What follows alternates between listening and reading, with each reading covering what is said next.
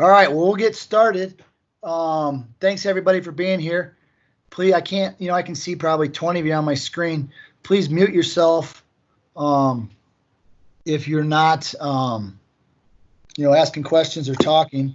I know Karen and Bryn can do that as well. We set that up. Those of you that were on this summer when we had the one where it wasn't muted, that was interesting. So hopefully you guys have the agenda pulled up. I'm going to kind of go through that and kind of stay on track. And then some of those attachments that I sent will kind of supplement everything as we go. Is now There's joining. a lot to cover. I'm not going to cover some of the topics that we normally would cover, maybe quite as in depth as normal, just based off the fact that we have several other topics that I know there's going to be a lot of questions and a lot of information to go with. And so those of you that have been doing things all summer, thank you for what you've been doing. It's been a lot, and there's a lot of change. There's a lot of fluid, a lot of flexibility needed. There's just a lot of work that's been going on in general. So I appreciate that. If any of you have been doing things or you have concerns about you with your health or your family's health and coaching, make sure you reach out to me and let me know those kind of things, because we don't want to put anybody in a spot. I've only had one or two coaches that have reached out to me like that so far, but let me know if you do. We'll see what we can do one way or the other. And also know that we are taping this. For anybody that missed it, they'll have to watch it. It'll be a requirement. So we are taping this. So anything that the old line say can and will be used against you, likely me. So we're going to start off. I have a quote, actually 3 quotes on the agenda. I just wanted you to make sure you read those. I think they're important. A person who feels appreciated will always do more than what is expected. I have that up every year, and I think that that's very important. I think that's at the core of everything that you should do in life, not just in athletics, but as a human being. If you take that approach, you tend to be self-fulfilled yourself as well as others and pushing them to new levels. The next one is going to be really important for this year. It's by Mary Lou Retton. Some of you that are younger might not remember Mary Lou Retton, the gymnast in the Olympics back in, I don't know if that was 84 or I don't remember when, something about maybe 1984. She says, a trophy carries dust, memories last forever. And I think that's also very important because we're not going to be playing for trophies this year, guys. We may get one. We may get several, but that's not the goal of this year. The goal is to figure out how to get to be able to compete and play these sports for our kids. So the memories and how we set it up and our attitudes. Somebody's not on mute. Can the person not on mute themselves? Thank you. How we do that for the kids this year is going to be of the utmost importance. If we have a negative attitude or we're saying this sucks or the playoffs aren't fair or I don't like how it's done, kids, you guys know this. They go off of how the coach acts and how we present ourselves. So we're going to have to be positive and come up with fun, positive things.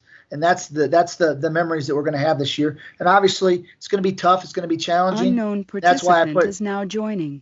Jimmy Valvano, the old never give up. We just got to keep going, keep working.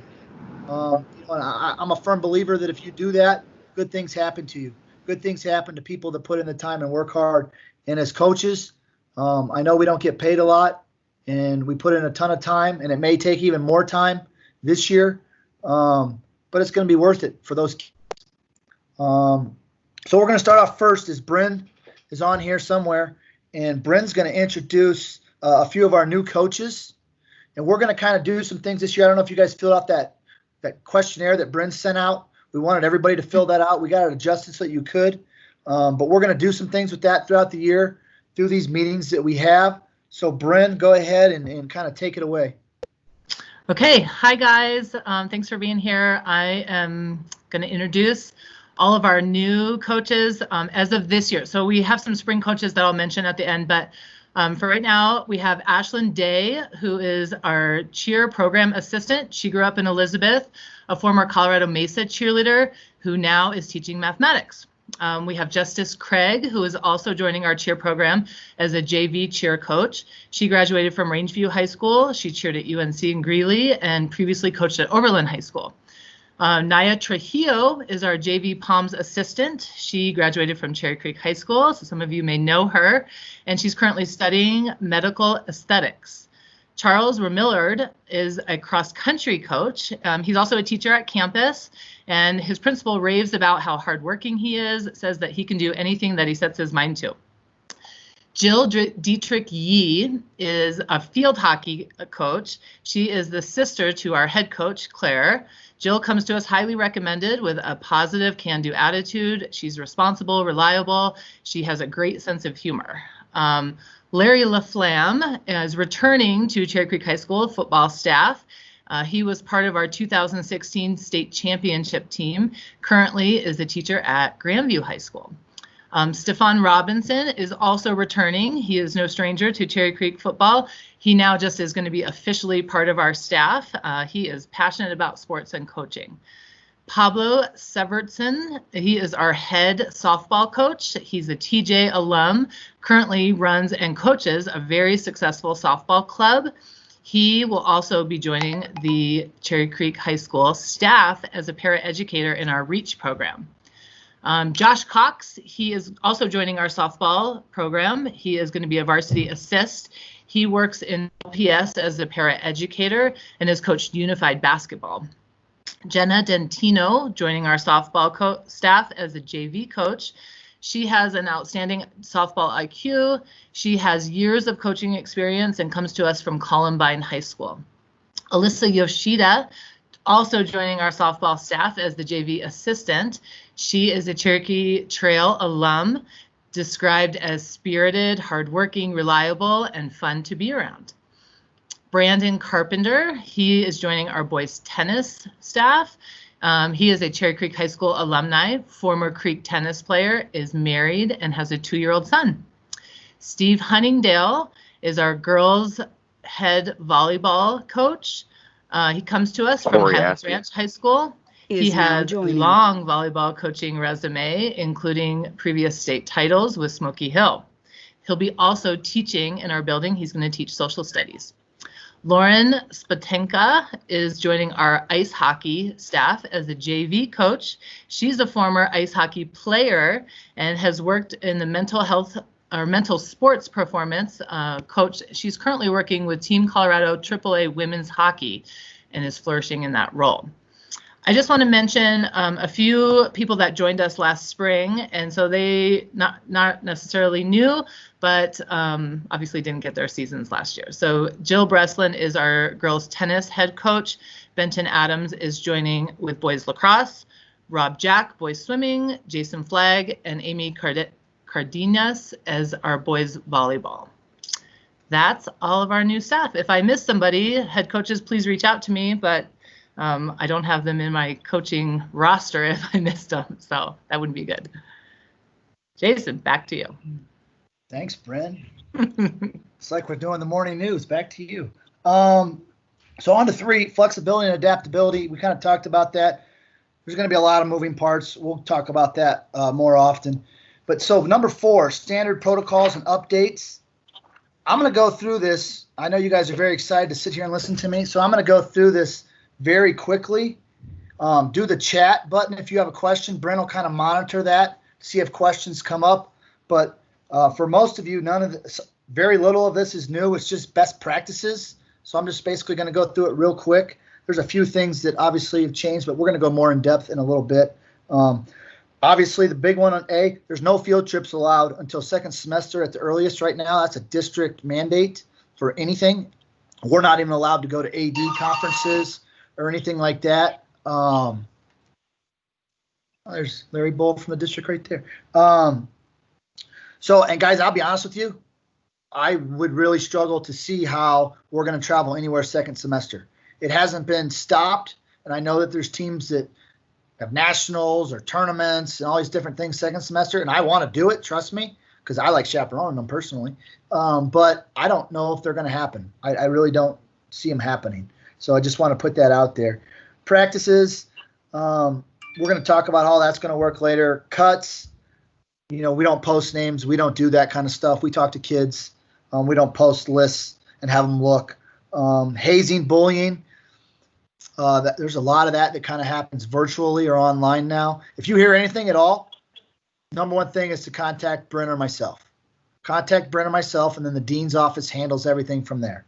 But if you see under there, the number one complaint from parents is the coach is bullying my child. Well, there's a lot of ways to view that.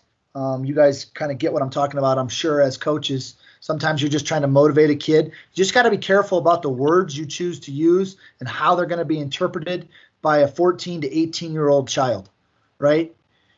Some kids will interpret certain words one way and other kids will interpret it differently. So you got to be aware of those things. But if you're building kids up and you have a positive environment, most of the time you're in a really good spot. It's when the environment isn't that great and the culture isn't that great, then is when we start to have some problems. The team room, that's the room right by my office. You can reserve that. You're going to have to wear masks and social distance in there, but you have to reserve it to use it. You can't just use it. Otherwise, it's going to remain locked all year.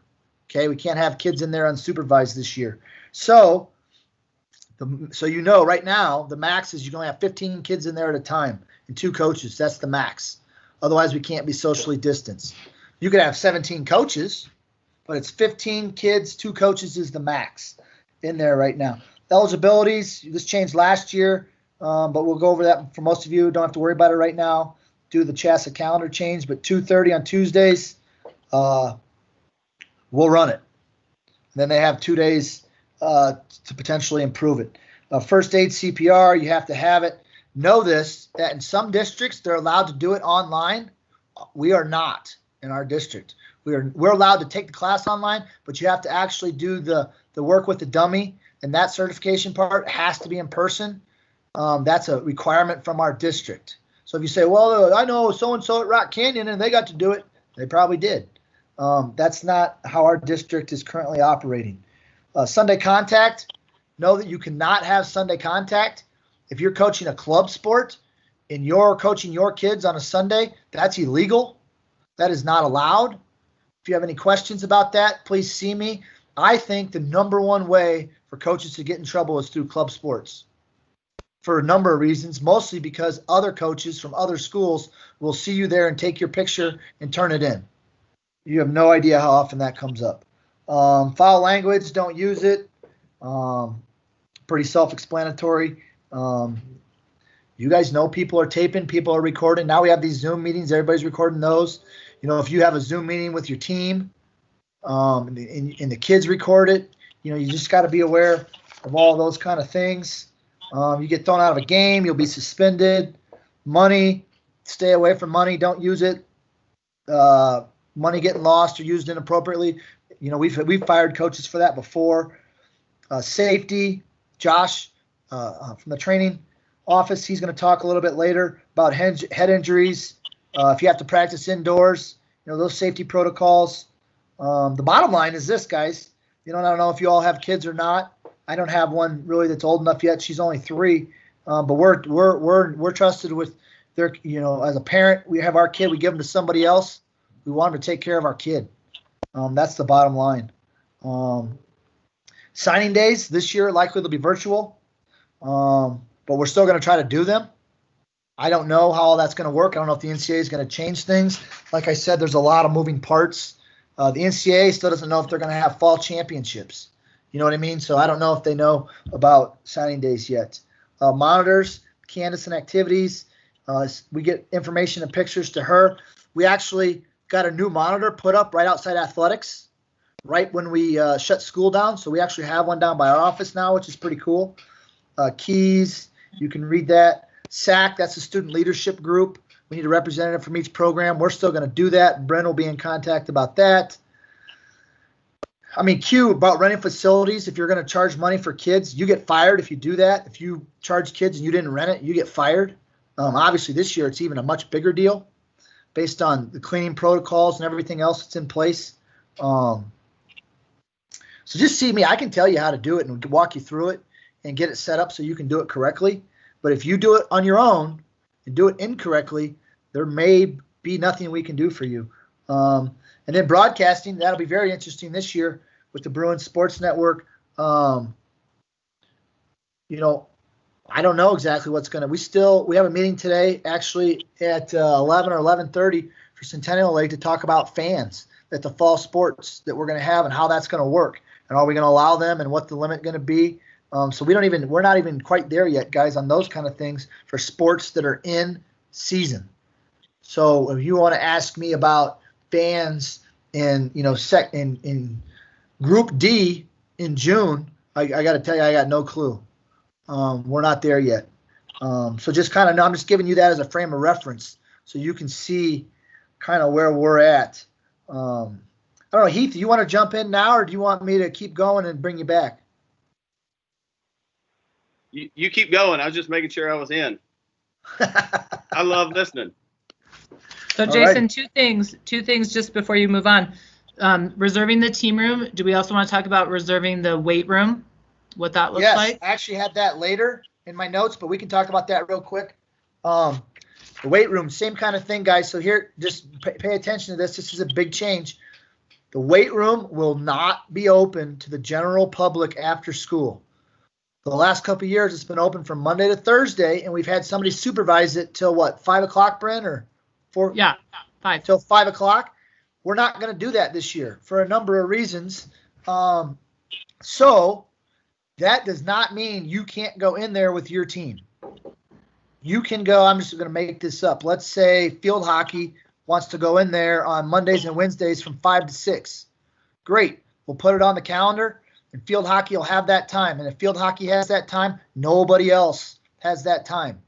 We can only have right now, and this could, obviously it's always subject to change. Right now, we can only have 24 kids in the weight room at a time for an athletic team. And they have to be in groups of 3. They all have to have a mask on the entire time. There's cleaning protocols, all this stuff. We'll go over a little bit of that later. The general idea, though, is you can go in there with your team, but you have to reserve it. And we're not going to say, just making this up, boys soccer gets 4 to 6 every day, 5 days a week. We're not, obviously, we can't do that. We got a lot of teams that may want to get in there. But we're going to have to reserve it, follow the protocols. But there is going to be more time open right after school because we're not going to have it open to the general public for a number of reasons. So was there another one, Bryn? Oh, she's on the phone. Let's keep going to points of concern. We'll come back to 5 so we stay on our timeline a little bit. Culture, obviously that's going to be a big deal this year, guys. I shouldn't have to say too much about it. The whole key this year is going to be slowing down, adjusting, not going too fast so we get riled up, and we try to provide a fun, positive environment. These kids are, we are too, but these kids are going through a lot with their schedule changes and what they've already lost, what they've had taken away. There's no homecoming this fall. There's a lot of things when you start thinking about all the stuff that they're losing. We're trying to provide them with a positive high school experience. So things that we're doing, we're not going to try to win the state title every day at practice. We need to do some fun stuff. I don't know how much you guys pay attention to, some of the professional sports, but I like the Denver Nuggets.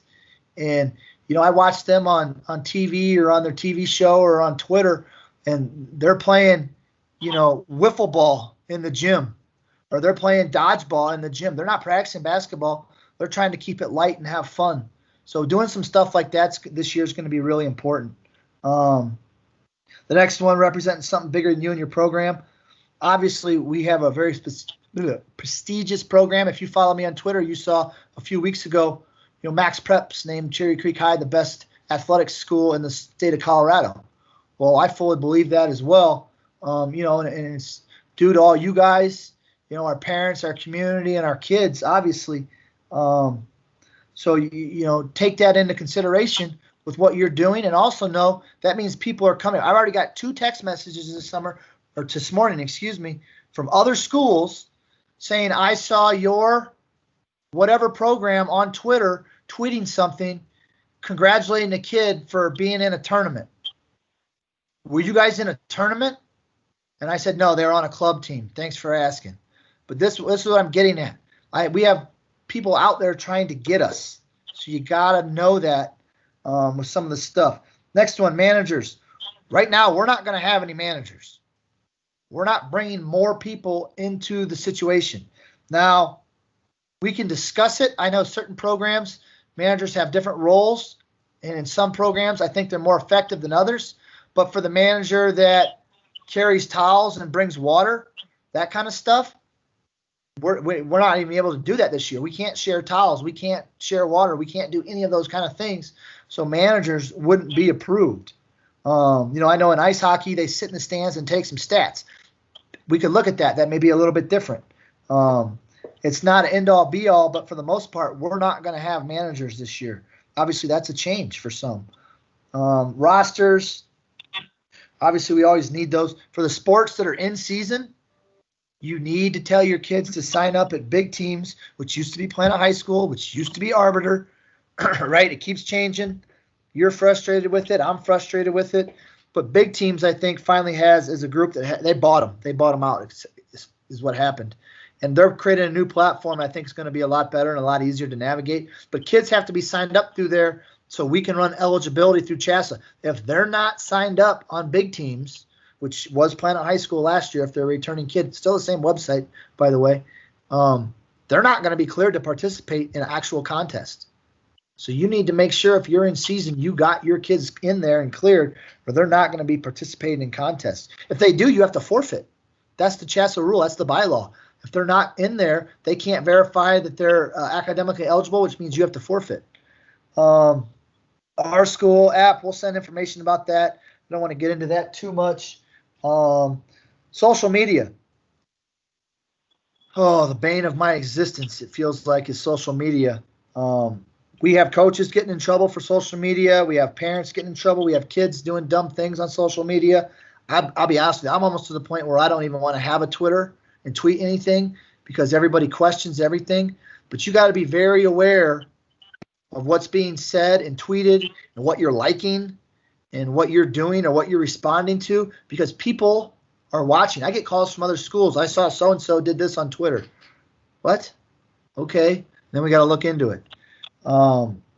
Make sure you're talking to your kids about social media and how to use it correctly and how they can get in trouble using it incorrectly. I mean, Bryn, how many issues do you guys deal in the dean's office on social media just in general? Yeah, we have kids that have gotten expelled for misusing social media, and it's not things that you would think. It's not like, terrible pictures or things like that. It's comments that they make or pictures they've taken of their buddies, things that you would normally maybe say in a group of friends, but now you're putting it on social media for all to see.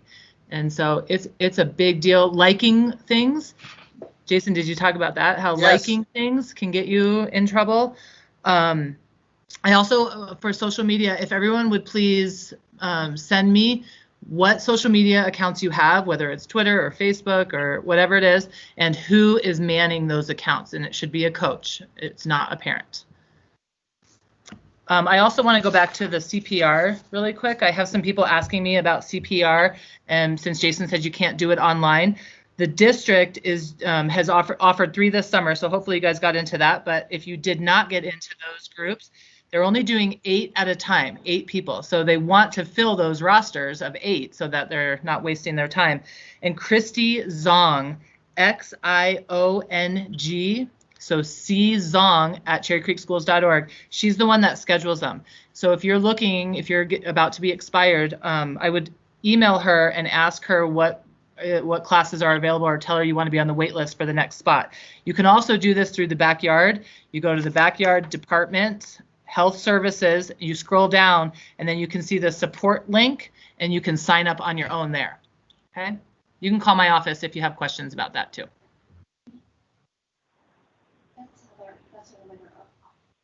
No, it's illegal. It's illegal.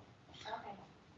So next is lettering for kids. The rules are all in Bearifax. If you don't know what Bearifax is, that's the school kind of handbook.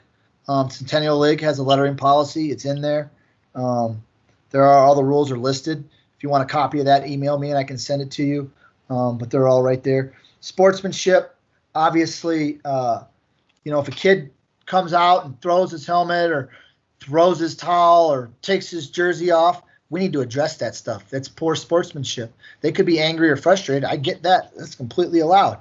But they can't do those kind of things. And if we don't address it and we see coaches not addressing it, then we have a sportsmanship issue with coaches. So we need to make sure that we're doing that. Let me get through these real quick. Rules for athletic suspensions. If a kid gets suspended from school for anything, no matter what it is or when it is, they're going to miss athletic contests. Okay? We'll go over that more. But just know that now we have, you get suspended for your phone using it. You can get suspended for not wearing your school ID. You probably get suspended for masks now. I don't even know all those rules yet. Not wearing a mask. But there's all these things, right, that isn't the old got in a fight and got suspended or got busted with alcohol and got suspended. There's all kinds of things they can get suspended for. So if they do, they miss contests. That's just how it is. Religion. This tends to come up every year with kids having different religious backgrounds and different commitments that they have through their family and through their religion. You need to work with them, and you need to have conversations, and you need to understand that kids may need to miss. I know that everybody's practice is the most important thing in the world. I get that. But kids may need to miss it for school or religion. And when you tell them they can't, it creates a and I know most of you are like, what? Why would anybody say that? I guarantee you we get several of these every year where the kid says, I have to miss for this. And the coach says, well, then you're not going to get to play. Well, you don't do that.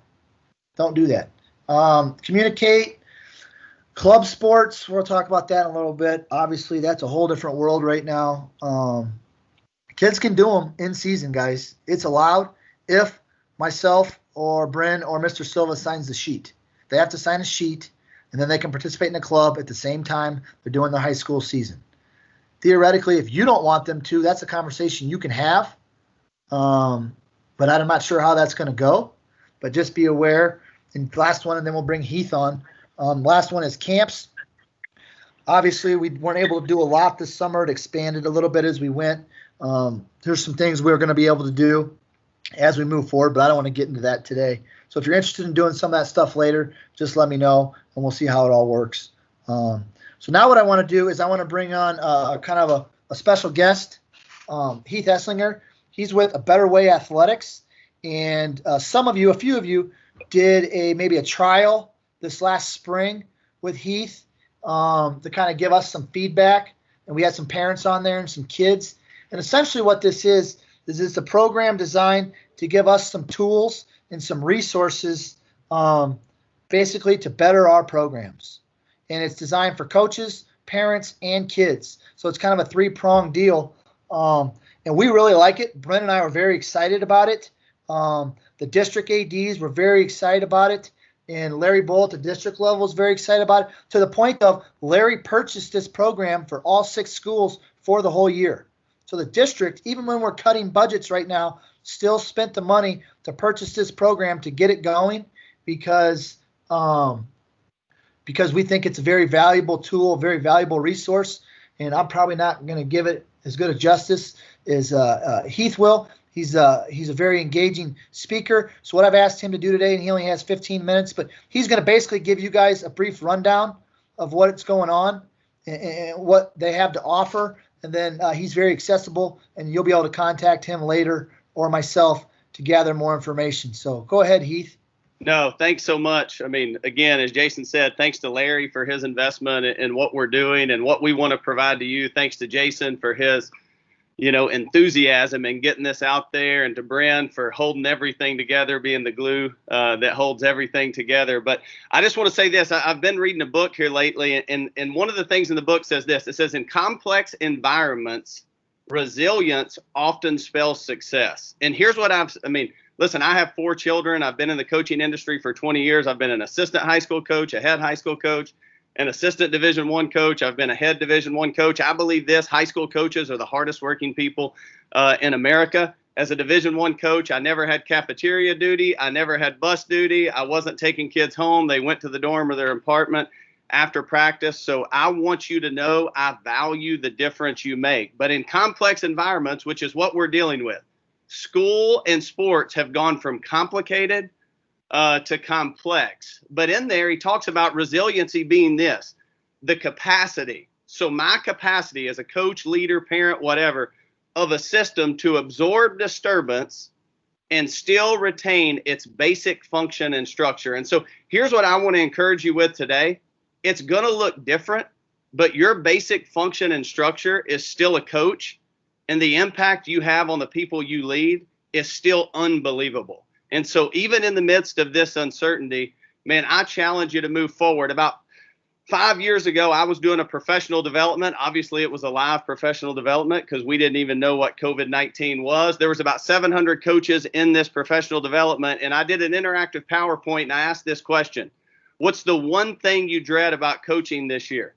And they would send it in on their phones. On the screen that day, not only was it the most common answer, but it was the only answer given in that auditorium that day, was the one thing they dread was parents. And so I began to kind of wrestle with, hey, how do we make a difference in this? Because here's what I've always realized: if you know it's a problem, but you don't offer a prescription, then stop complaining about the problem.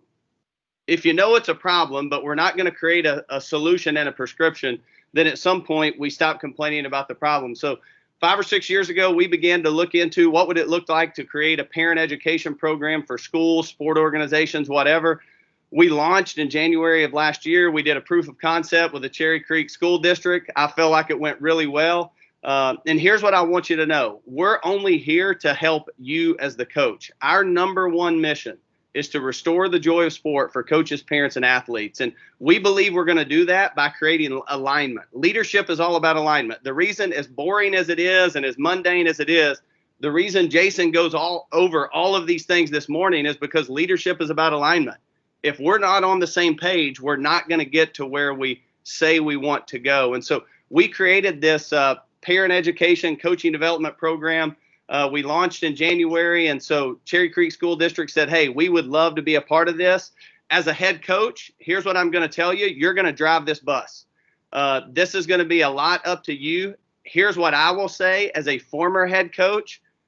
If my district would have bought this for me, this would have been the first thing I made my parents watch, because it's not going to solve all your problems. But here's what I think it can do. It's not going to prevent every fire, but it can decrease the intensity and the frequency of the fires. And in this season where things are going to look different, hey, there's not going to be as many championships. There are not going to be as many trophies passed out. Here's what I think can happen. The pressure release valve has been pulled. The parents maybe aren't as overbearing and overzealous as they normally are. And so we know this, where fear and anxiety increase, performance and learning decreases. And so this may be the greatest season ever to impact the heart and the mind of that parent. And so it's going to look different, but call an audible. Let's address some different areas of our team when it comes to culture, with our program when it comes to culture, with aligning our parents with the mission and vision and values that we have. And so I just want to say, from a Better Way Athletics, we're super excited to learn from you. I mean, I've done my research. Jason didn't have to tell me how good of an athletic department you are, and we're privileged to be in and working and collaborating and partnering with you throughout this year. And so, as Jason said, we're accessible. We want to help you. If you get to a point in your season and you say this issue has to be addressed, we want to hear those things, because what I'll do is I'll begin to go and wrestle with and do the research to figure out, hey, how do we create a video and some sort of a way to educate the parents in this area? Because here's what I've realized. When I see these parents at Trader Joe's and it's not competitive season, they're pretty cool, man. They're just buying milk and wine and groceries and dinner, just like the rest of us. But when you get them sucked into the arena of competition, man, it seems to bring out the worst. And we like to refer to that. It's not that they're crazy. We refer to that as a misapplication of love.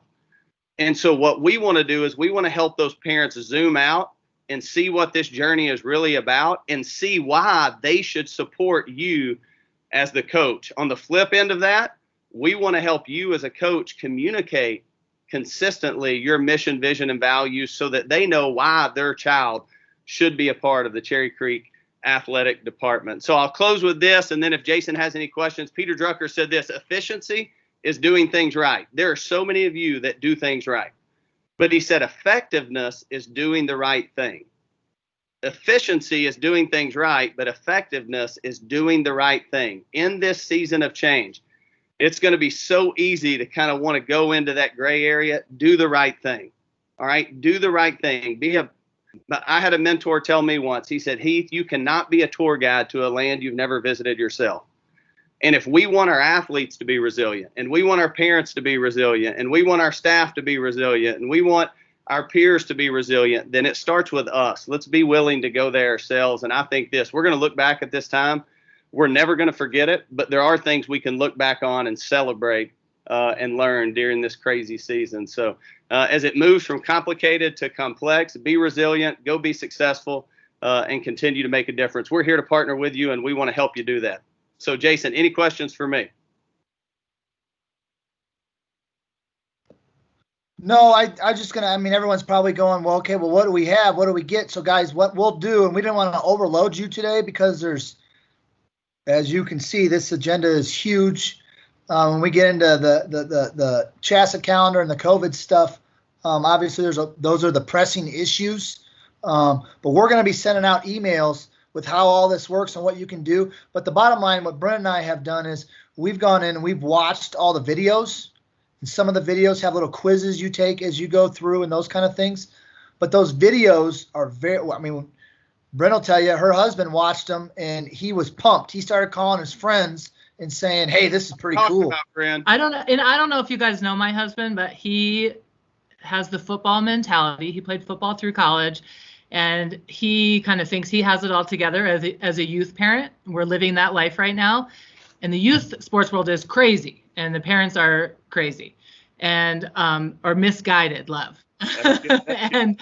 And he, at first when I made him, sit down, and I had to make him sit down with me during this pilot. And then he got engaged. And then he was like, let's watch the next one. Let's watch the next one. We watched all of them in one afternoon. And it has changed how he interacts with my boys in the athletic world. He's such a better dad. He realizes that love and support is what his role is. And I can't speak highly enough about this program and how it has affected my household and changed the way that he interacts with my boys. So it is a great, great thing for our parents. And like Heath said, you guys are going to have to drive it, because if you are bought in, then your parents will be bought in, and it will change your program. So we'll give you guys some guidance on how that works and send some information out. Heath has sent us some things, so we'll kind of use some of those and make them specific to you guys. The bottom line is we're not going to create more work for you guys.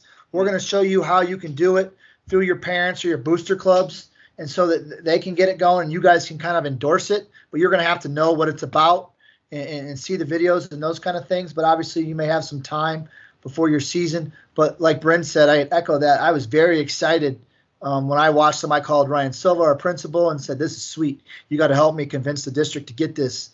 So we're pretty excited about that. And hopefully, kind of like he said, something along those lines this year, it may be the greatest opportunity ever, because of what's going on, to change thought processes and viewpoints and mold them more back into kind of the traditional, what some of us that are a little older thought of sports 25 years ago. Neighborhoods have fun. It's about having fun and building relationships. And it's not the be all end all. I need a scholarship and I need a trophy kind of thing. Heath, thank you very much. We'll be in touch, obviously, and we'll work closely with Heath to get you guys the information. We just didn't want to put it all out there today with the other 5 attachments I sent you and the 6-page agenda and everything else that's going on. So Heath, thanks for your time. And we may have another one of these and bring Heath on directly, and we'll go more in depth as to what's going on. So we'll stay tuned on that front. Thanks, Heath. Thank you, guys. Thanks so much. Have a great day. Okay. Thank you. So next, Josh, are you on here right now from training? Is Josh on here, Bryn? Yeah, I'm here.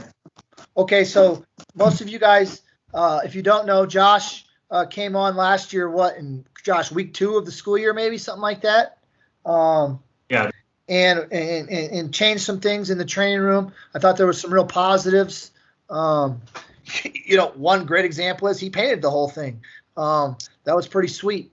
But with all the things going on, obviously Josh and then Christina Navarro, she was here last year and they're back. We've changed. The district has changed.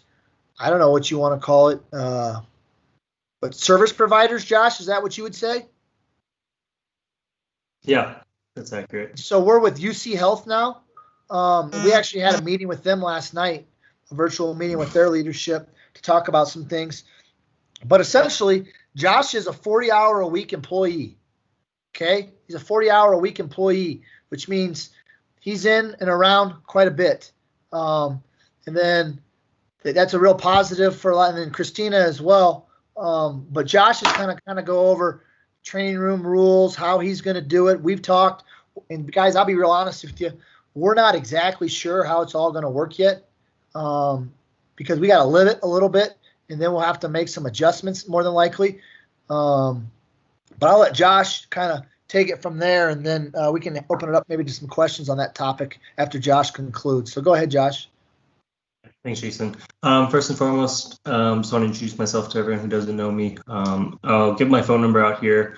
So if you have a pen and paper ready, telephone, text, call is the easiest way to reach me. We're still working on getting me a work email through UC Health. So my cell phone number is 808-429-5851. So you can put that in your phone in case you need anything, just call or text. So myself and Christina are the two athletic trainers there at Creek. This season will look a lot different. We're still working with UC Health and Jason to figure out what the athletic training room and setting will look like. We've agreed right now that we're going to open a little earlier than usual. We're going to limit the number of kids in the athletic training room to most likely less than 6, just because of the space and the supervision from myself and Christina. So with that being said, if you guys have ever seen the athletic training room, we can get pretty crazy, 30 or 40 kids at a time. So thanks. So it's going to look a lot different, and kids will have to adjust to that because they're used to, going in and doing what they need to do if they're doing rehab or need treatment or need to be evaluated. But with less than 6 people in the room, we will not be able to see as many athletes, I would assume. That's why we're deciding to open a little earlier at 2:15 instead of 3 o'clock. So 45 minutes earlier, in the hopes that the kids that don't have 8th period classes and they do need something from us can come in a little earlier to relieve some of the stress from the after school crowd. We will have a sign-in process, most likely a questionnaire and then a temperature check at the door for all the kids that need to be seen, as well as like a waiting area outside of the room for everyone who's waiting to get in. And there will be some triage involved. We're used to seeing anyone and anyone who needed anything from shin splints and blisters to everything. So I still want to see everyone, but like I said, with the protocols in place, it might be tough to see some of the less severe injuries. And we have to prioritize some of the things that maybe are more pressing. But we'll work through that. Again, like Jason said, we don't exactly know how this is going to look. We may have no one come in. So we're going to see. We're going to start using Healthy Roster, which is a electronic record keeping platform for athletic training, and coaches will eventually have access to it, and that will be the best place for us to communicate injuries. So if a kid is going to miss time, or if I think a kid needs to see a doctor, then we communicate through Healthy Roster. I mean, we can obviously talk in person or in text about that, but Healthy Roster will be our EMR, essentially, our electronic medical records. EAPs, so we have electronic copies of the EAPs, which Jason, I think, will end up sending to all the coaches at some point. They will also be posted around the common areas, so wherever your fields are, we'll find a place to try to post them, just so that they are accessible. Lightning policies and procedures. The CHSA has a procedure and policy manual in place for lightning. Essentially, it says that if lightning is within 8 miles, then the fields and facilities should have been cleared. So with COVID, I think it could look a little different.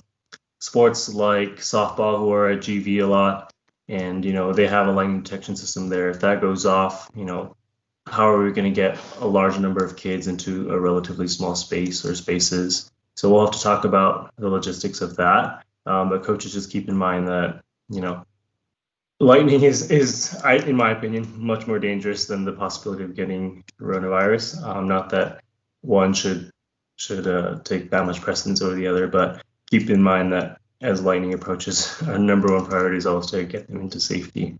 For sports like cross country, we'll have to have a conversation with, I guess, Dusto about, when he's going to send kids out on long runs, and if lightning is present, how aware are we of where the lightning is, and can we get those kids to safe spots if they're on runs and things like that. Golf's a little different; they kind of handle their own thing. Let's see, concussions. I think most coaches have taken the concussion training, but essentially, we take concussions very seriously. In Colorado, the Jake Sneckenberg law mandates that kids who have a suspected concussion be evaluated by a physician or a similar professional who is qualified to assess the individual. So in general, if there is any suspected concussion, I'll just say that err on the side of caution for any coaches. If you see something, this is all in the training too. If you see something weird, if you suspect anything at all, contact myself or Christina. We can evaluate that and take the appropriate steps to make the right decision. So, Jason, anything else you want me to cover? Bryn, anything else you want me to cover?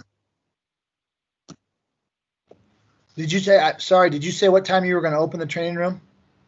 Yeah, 2:15. Josh, do you know there's a question in the chat room about the sensitivity to the lightning detector at GV versus Stutler? Do you know? Yeah, so we have had some issues with the GV detection system where that has gone off and Stutler has not gone off, and we've checked our own apps and not seen lightning in the area. I think heavy wind can actually set it off. So I'll say this, coaches, you should have, an app. We use WeatherBug and the Spark system on the WeatherBug app that is a lightning detection system. So we use that a lot to kind of double check and verify where lightning is. So try not to rely on just one device, but I will also say that in the wording of the CHSA policies and procedures for lightning, it does say if you don't have an app available and you don't have lightning detection, it's really if you see lightning or hear thunder, you go inside. So it's very sensitive because it's, there is no reason any kid should be struck by lightning. So they are very cautious with it. So err on the side of caution as always, but I can share the legality, Josh. I can share the legality. The legality is over at GV, we have a contract with GV with the school district because we own most of the lands, but in that contract, that lightning detector is in there, and we are required to follow that lightning detector. So if it goes off and you're like, you know what, Stutler's not going off, my app's not going off, we're going to keep practicing. If something happens, you're in a lot of trouble. I mean, a lot of trouble. So if it goes off, you have to follow it, even if you don't think, like Josh said, even if you think like there's a high gust of wind and it made it go. I don't know what to tell you. It's just the way it is. I've asked them if they can get a better one. And actually, a couple years ago, they thought they did. A lot of how it works is better in terms of some of the things it can do, but the sensitivity might still be there. The question in the chat room actually is the reverse. It says it's less sensitive than Stutler now. Oh, really? So, yeah. Go ahead. So maybe they did alter it. Yeah. The rule. In that case, I think. Go ahead. Yeah. So in that case, Jason, I'm not sure if all the coaches are still required to sign up for the lightning notifications, or Bryn, maybe you can verify that. But coaches should be getting either an email or a text notification when lightning's in the area. So. Yeah, we do text. We do the text now with the Wix Sentry program. To be honest with you, it kind of hit at the end of spring when all this started. I don't think we have all the coaches in yet. I think we have spring coaches and a bunch of the ones that did this summer. But kind of as things move forward here, we'll continue to add them in. But everybody should have access to that. The problem is, if you're like me, I have it set up, it's turned on, and so I get them all the time and all summer long. And some of you may be like, I don't want to get that. Well, it's not. We have to go in and turn it on and turn it off every time, and that's not just like a quick, easy process. There's some things we have to do that. So I would understand your frustration, but just know while you're in season and when you're in practice, you're going to want to have that on. And there's 3 areas. There's Sorry, the 20-mile, which is the advisory range, just telling you a storm could be coming. There's the caution range, which is at 12 miles, saying you better prepare to start going inside. And then at 8 miles, you should be inside. Okay. And good, Josh? I'll do my best to try to warn coaches that are in season. I try to check the weather before practices and, just give them a heads up if there is a possibility of lightning. Typically, I'm in the athletic training room, so I a lot of times won't see or hear it. So don't expect me to, call you if it's nearby. But I'll try to do my best before practices to update you on the possibilities. But yeah, I think I'm good unless anyone else has any questions for me. All right. Thanks, Josh. Well, I'm sure we'll have some more information out as we go, but that'll kind of get us started for sure. Okay. So, not on this schedule, and I guess one of the things that I need to realize is not everybody is a teacher. So I'm just going to give everybody a brief 30-second background on what school looks like now, so you kind of have an idea. There is no in-person learning on Mondays for students. Faculty and staff will be in the building working a full day, which means you're like, oh, we can have practice at 1 o'clock. No, you can't have practice at 1 o'clock. We still have a school day. Practices can't be till 3:30. But there are no kids at school in person on Mondays. On Tuesday and Wednesday, it's A through K. There's a few exceptions here and there, but A through K will be in person. And then L through Z, those students' last names, they'll be at home on Tuesdays and Wednesdays. And then Thursday and Friday, we flip. So a kid comes to school in person 2 days a week. They're at home doing virtual learning 3 days a week. That's where we're at currently to start the year. I don't know if I see it moving to 5 days a week in person anytime soon. We're very worried, actually, that it'll go the other way and that we'll be virtual 5 days at home, in which case you guys have probably heard the superintendent say that he struggles with how we could do sports if we are not able to come to school and we're at home learning. That hasn't been decided officially one way or the other, but if you've seen any of those speeches, you've probably heard that and are aware of that. All right, back to the agenda. I'll get through this page here rather quickly. Jason, let me just cut you off while we're talking about school and schedules. I just want to remind coaches that we do not have any flexibility. Don't ask kids to get their schedule changed, to try to get 8th off or anything like that. It's different this year. We're not going to have that flexibility. Yeah, obviously it's a numbers game this year with how many people can be in classrooms and things like that. So, and I'm sure everybody gets that this year, hopefully. Tryouts, our policy's always been 3 days. There's a potential that some sports we're going to have to do 2 days based on when they can play games and when they can do it to get their season in. We're going to have individual meetings with each sport. So we'll go over that, per your sport more later. But just be aware that's one thing, that we're looking at changing this year. Captains, you cannot have captains until teams are made, guys. You cannot have captains until teams are made. You can have off-season leaders. You can have senior leaders. You can call it whatever you want. You can't have team captains, because if you have team captains before they're made, then you've predetermined the teams, and so we have not given kids a fair shake, and we will not win that. And some of you still struggle with that to a certain degree, so be aware of that. Transportation. There are no buses. There aren't any buses this year. I'll repeat, there aren't any buses. So, if the Booster Club wants to buy a charter bus or something like that, we can look into it. But there's limits of kids' numbers on buses. So with the budget crisis and things going on, and you'll hear about some of the changes for playing games here in a little bit. We're just, most of you don't use buses anyway, but for some of you that did, that's going to be a change. East Bay, you guys are aware of that. That's who we do all our stuff from. This is our last year as a district contract with them. At the end of the year, the district will be entertaining offers for all the different groups out there. So hopefully that means East Bay really wants to give us a great year so that we have positive things to say about them and bring them back.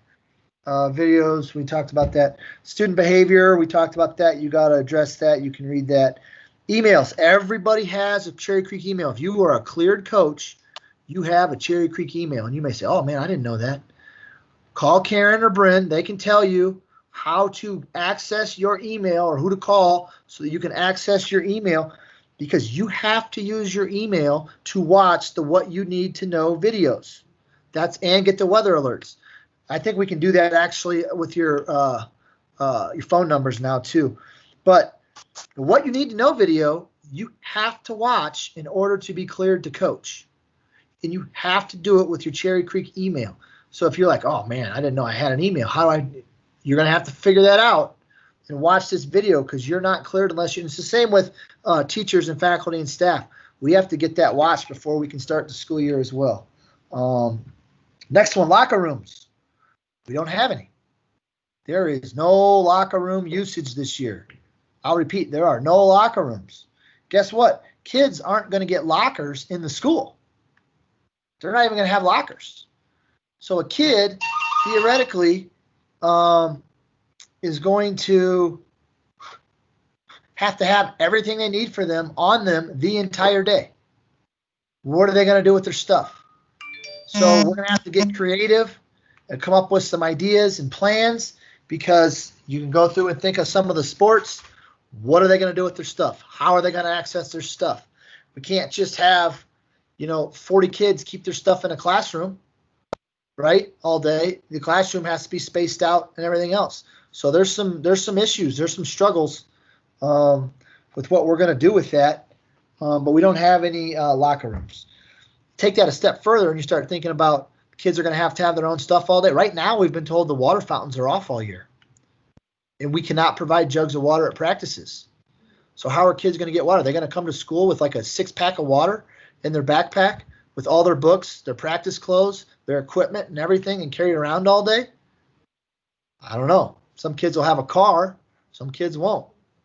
So these are all things that as coaches, these are some things that maybe have absolutely nothing to do with your practice or your program specifically, but these are big challenges for kids and how they're going to navigate what's going on.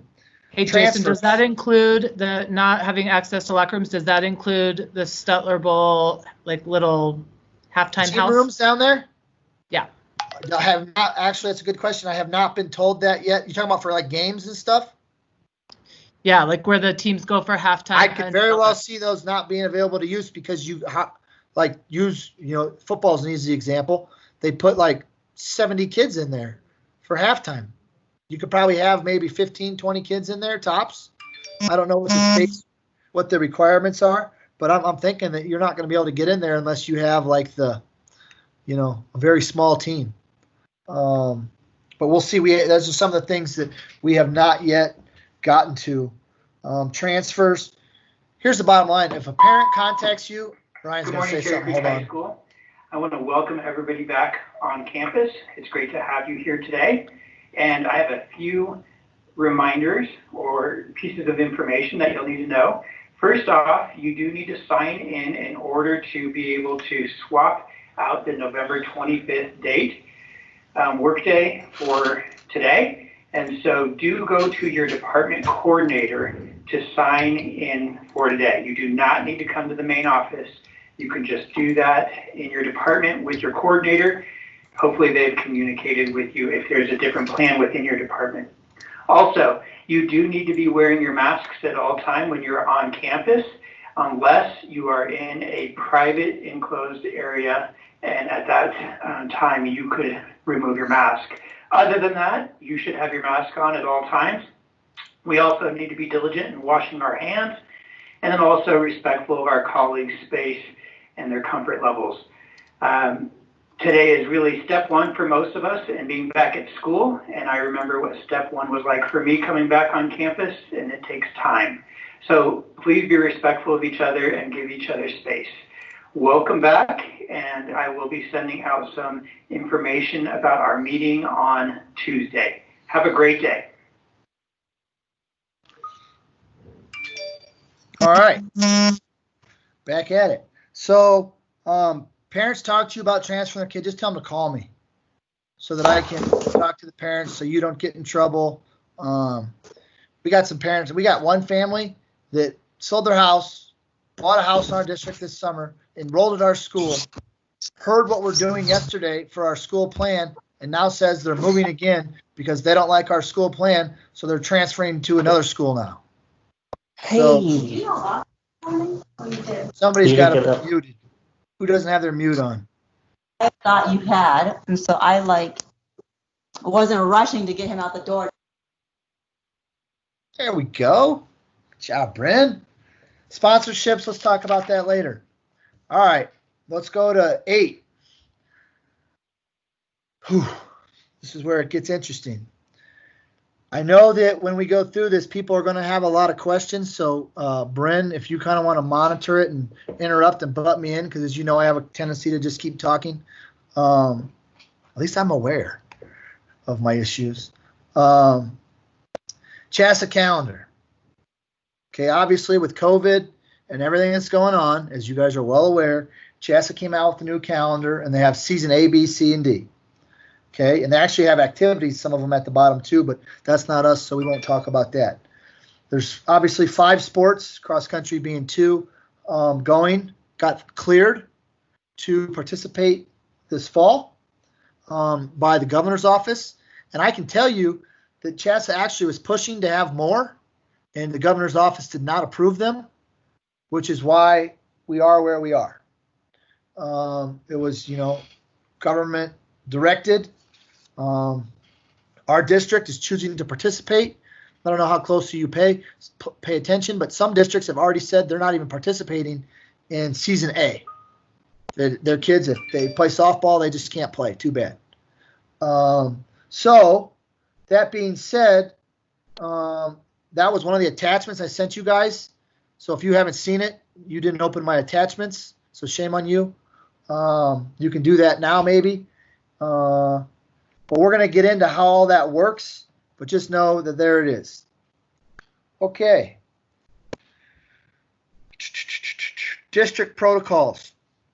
Our protocols that we have in place that we use this summer, if you've read the softball or cross-country bulletins, and those are out on the chassanow.com website, they're doing the same thing we're doing. In fact, I think they got it from us. So we're doing outdoors. Everyone has a mask on at all times. And they get out of their car, the coach, the kid, they walk up, they have a mask on.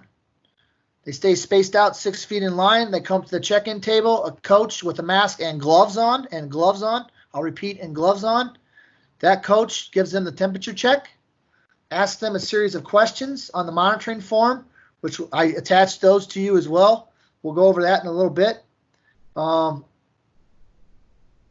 Fill that out. That needs to be kept track of on a daily basis. That's every single day, whether it's a game, it's a practice. Oh, we're not in season. We're just going in the weight room to lift as the gymnastics team. Well, the gymnastics team will be following that protocol as they enter the weight room. Okay? This is anything you do with kids on campus or off for games for that matter. You have to do this protocol. And then you're going to, they're going to use hand sanitizer and do that. And then they're going to go into practice. They're going to have their mask on still. They're going to stay 6 feet apart as they tie their shoes and those kind of things. I get it. It's very difficult because the kids want to sit next to each other and talk. They have to stay spaced out. I mean, if you're one of those ultra organized coaches and you go to the same area every day, maybe you have a piece of tape and each kid sits on their piece of tape or a piece of tape each day so that you're spaced out correctly. as you stretch or you get ready and those kind of things.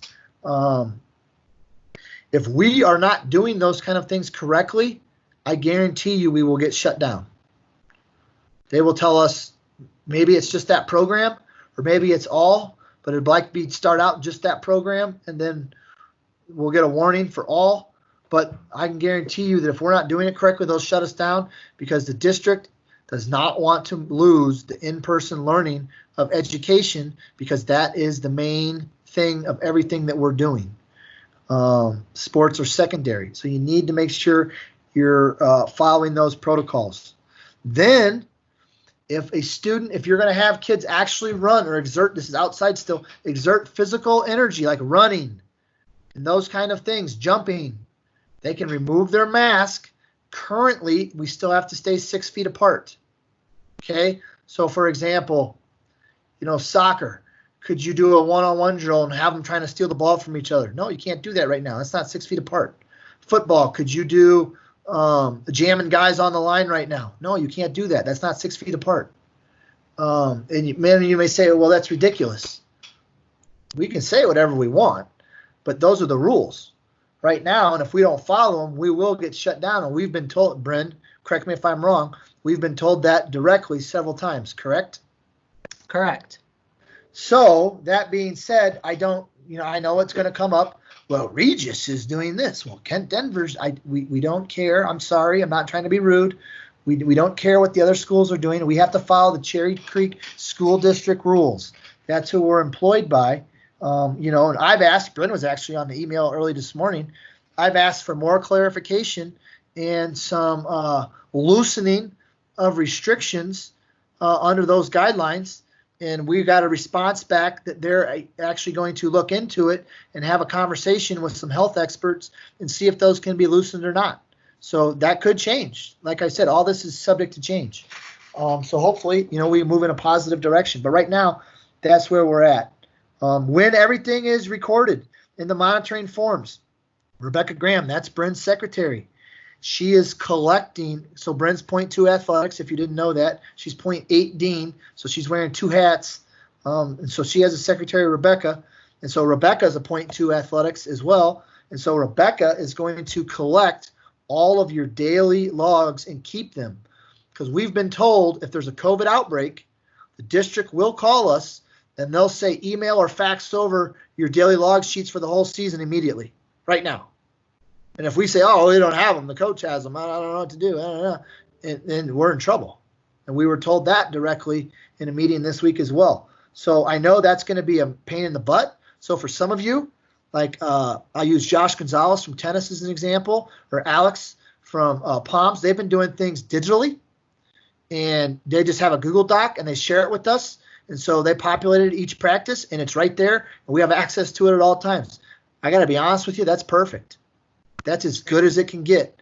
If you are like me, and I still write down a daily calendar, right? I got everything in digital too, but I still write everything down digital or a daily calendar.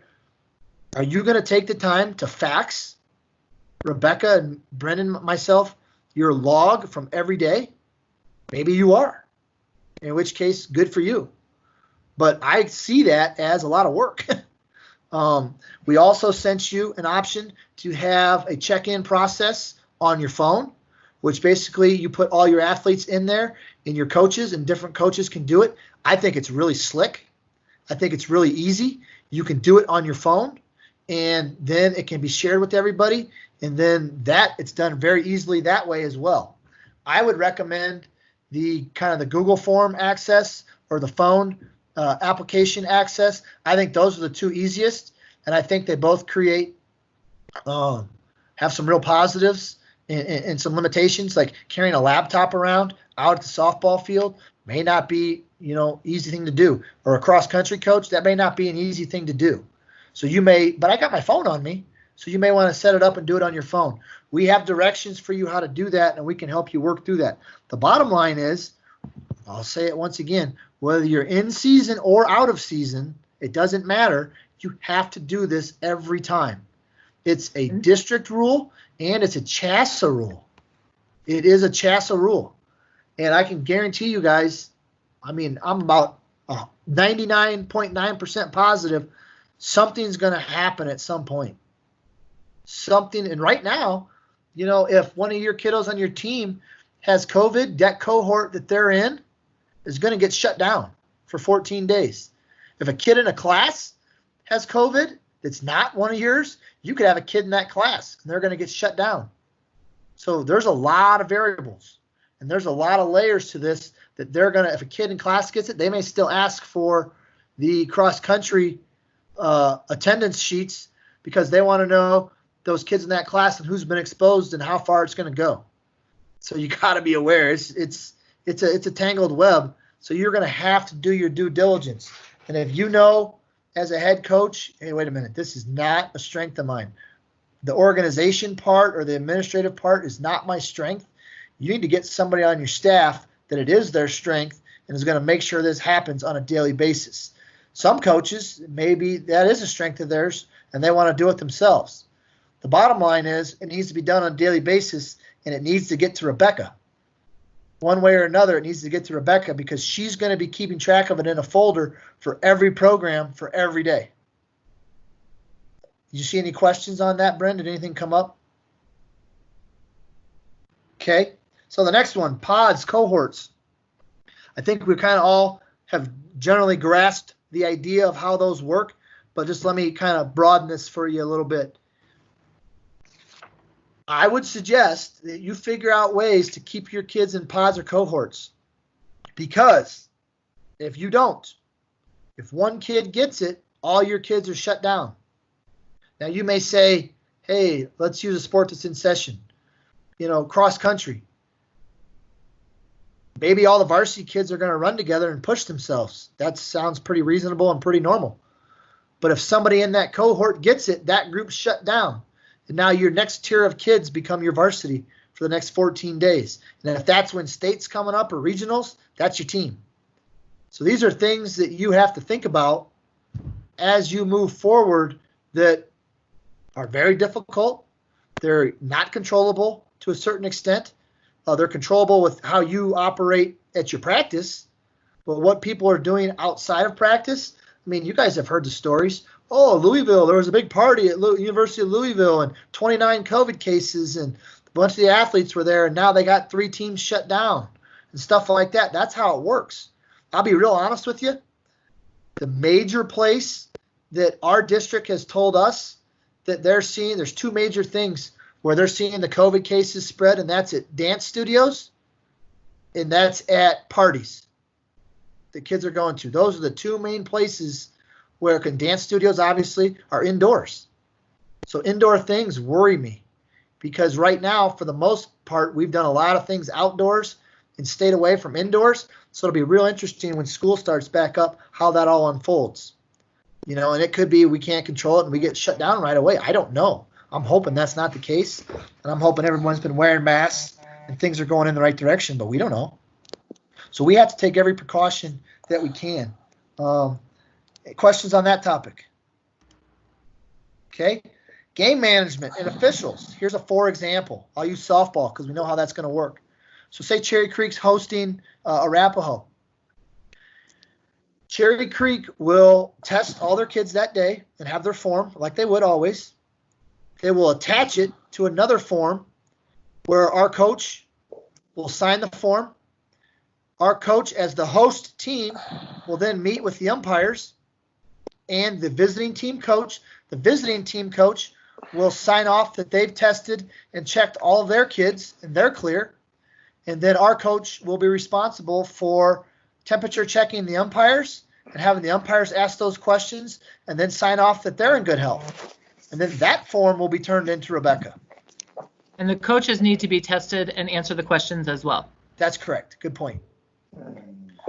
So that's currently how it works. And I got a feeling, guys, that's how it's going to work for all the sports for the whole year. So that means coaches are going to have gloves. I mean, you're going to be wearing gloves to check your kids in every day anyway. You're going to have a mask on anyway. You're going to have a meeting with the umpires anyway. So now all you're going to do is you're going to bring your thermometer out there and you're going to zap them real quick for take 20 seconds, and they're going to answer the questions and sign the sheet of paper. It'll be pretty painless. I don't think it's really a big deal, but it is going to be a requirement. And that is not a Cherry Creek School District requirement. That is a CHSA requirement. So that leads me to believe it will be a requirement for all of the sports. Questions on that? I don't see any in the chat room. Cool. Going well. Fans at games. I'll be honest with you, we still have very little clue of how that's going to work. We've discussed some things. You know, softball and cross country are the major ones right now that we're discussing in tennis. The tennis courts, softball fields, if you know where those are or how they work, they're pretty wide open. There is no entry and gate like there is to a basketball or volleyball or wrestling match or the swimming pool, things of that nature. So how are we going to do it? Brent and I have a league meeting today where we're going to try to finalize some of that stuff. Right now, Brent, correct me if I'm wrong, it's looking like we're going to basically have a statement that tells parents and players you get to have two basically family members per child in attendance at a game, socially distanced with a mask on at all times. The mask on at all times and socially distant is a CHSA requirement. It is not a Cherry Creek School District requirement, although it would be, but it is a CHSA requirement. And so, so we have that. So picture those venues. How, as the athletic director or the administrator or even the coach at those, how are we going to police that? How are we going to enforce that? We've talked about creating a table where people have to check in. We've talked about doing ID badges and they have to wear them. We've talked about all these different things that, quite frankly, we don't think we have the manpower to enforce and make happen. And so I think we're going to start out with a statement of this is how it works. And this will be for all 8 of our league schools, including Mullen and Arapahoe, and go on the honor system. And we will have an administrator at the events, but if the administrator sees something inappropriate, they'll have to address it. But if we don't follow the rules, then we will shut it down and we'll say there's no fans at all. That's where it's kind of looking like it may go. Bryn, do you have any other thoughts on that? No, I mean, that's everything that we've discussed, and I think we're going to finalize today. So we'll send that out when we have that. And guys, in January or February or March, there could be a vaccine. Things can change. Things could be better. We don't know. All that's subject to change. And that's one of the difficult things that I'm sure you guys know or can appreciate. We don't know. And we don't know what we don't know. So that's where we're at for season A. That could change for season B or C or D. I'll be honest with you, I sure hope it does. Having fans and spectators at games, that's awesome. But you guys can see the NBA is playing in a bubble. They're spending billions of dollars to have no fans there. They're in a bubble. The NFL, Major League Baseball, you can see how the colleges are doing it. They're testing on a daily basis. We don't have any of those capabilities. Zero. We have none of that. We will not be testing on a daily basis. We won't be testing on a weekly basis. Can kids get tested or coaches get tested? Sure. But we're not gonna. That's not gonna be part of the procedure. Parent meetings. Right now, all those meetings, like your preseason or your after team are made, those are all virtual meetings. Or if you're gonna have booster club meetings, those are all virtual meetings. They cannot meet on campus in person at this time. That may change, but currently, we're not allowed to do it. I've talked to several people about it and said, well, we're going to be in classrooms with 15 people and a teacher. Why can't we put 10 adults on a booster club in a classroom? It's not worth it. It's bringing more people onto campus. You got to remember the end goal is to have school, be in school, stay in school. So everything we're looking at doing is how do we stay there without losing it? Because if you remember last spring, it was not what everybody wanted to be doing. Banquets, same thing. I mean, guys, right now, banquets are likely going to be virtual. They're not going to be the big party in the ballroom or however, whatever your platform was for your banquet previously. And I know booster clubs are talking to me and driving me crazy and saying, well, I got to sign by this date in order to secure it and put down the deposit and we can't get it back. Well, don't do that then. Just plan to have it in the school cafeteria. If we get to a point where we can have a banquet, great. We'll decorate the school cafeteria. It's got plenty of room, and you can have the banquet in there or you could have the banquet in a gym, or who knows. We've got places on campus that we can do things. It doesn't have to be at a certain venue where we have to sign for it now. There has to be a little bit, got to simmer down a little bit. Ordering gear. I think I've talked to most of you that are those decision makers, and many of you are not, so I won't go into that too in depth. But right now, if I'm season B, C, or D, why would I order gear? I wouldn't order gear right now. I'd get it ready. I'd maybe get my sizes, my design, my logos approved, and have it all ready to go, and have East Bay sitting there ready to run it when we say go. But I wouldn't order anything yet, because what if the season doesn't happen? You're going to give everybody their money back and eat it all? No. That'll be a nightmare. So don't order anything yet, because just because this came out doesn't mean we're going to get to have the seasons. All right. Coach's clearance. Well, Brent, why don't you do that real quick? I've sent tons of emails. You guys are doing a good job for the most part. We just have got to get on that. I have to go in, just so you can see it from my perspective, and I have to click on every single coach individually and each certificate individually. So it's very time consuming. And so to have everybody do it at the beginning of the year is so helpful. It covers you, it covers us. If you're working with kids, then we're good to go. You're covered through the district at that point. The last final step is going to be, attending this meeting. So I will go in today and turn your entire row. So coaches, head coaches have access to a Google Sheet to go in and check their staff. And I've been updating it a couple times a day.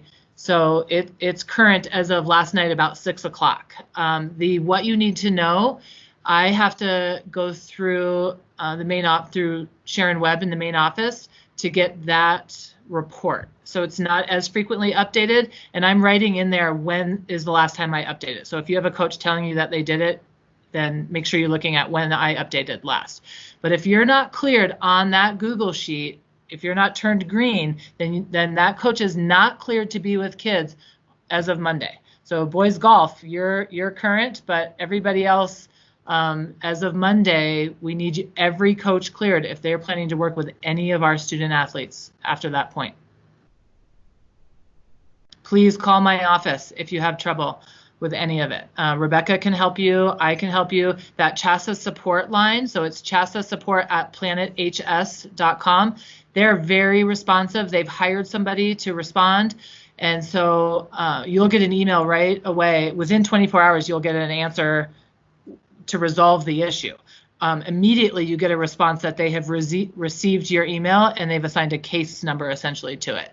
So that's very, very helpful if it's a Planet High School issue. If it's a logging into Cherry Creek issue to watch the What You Need to Know, I can help you with that, or you can call the 720-554-HELP and they will help you with a password. Okay. Thank you, Bryn.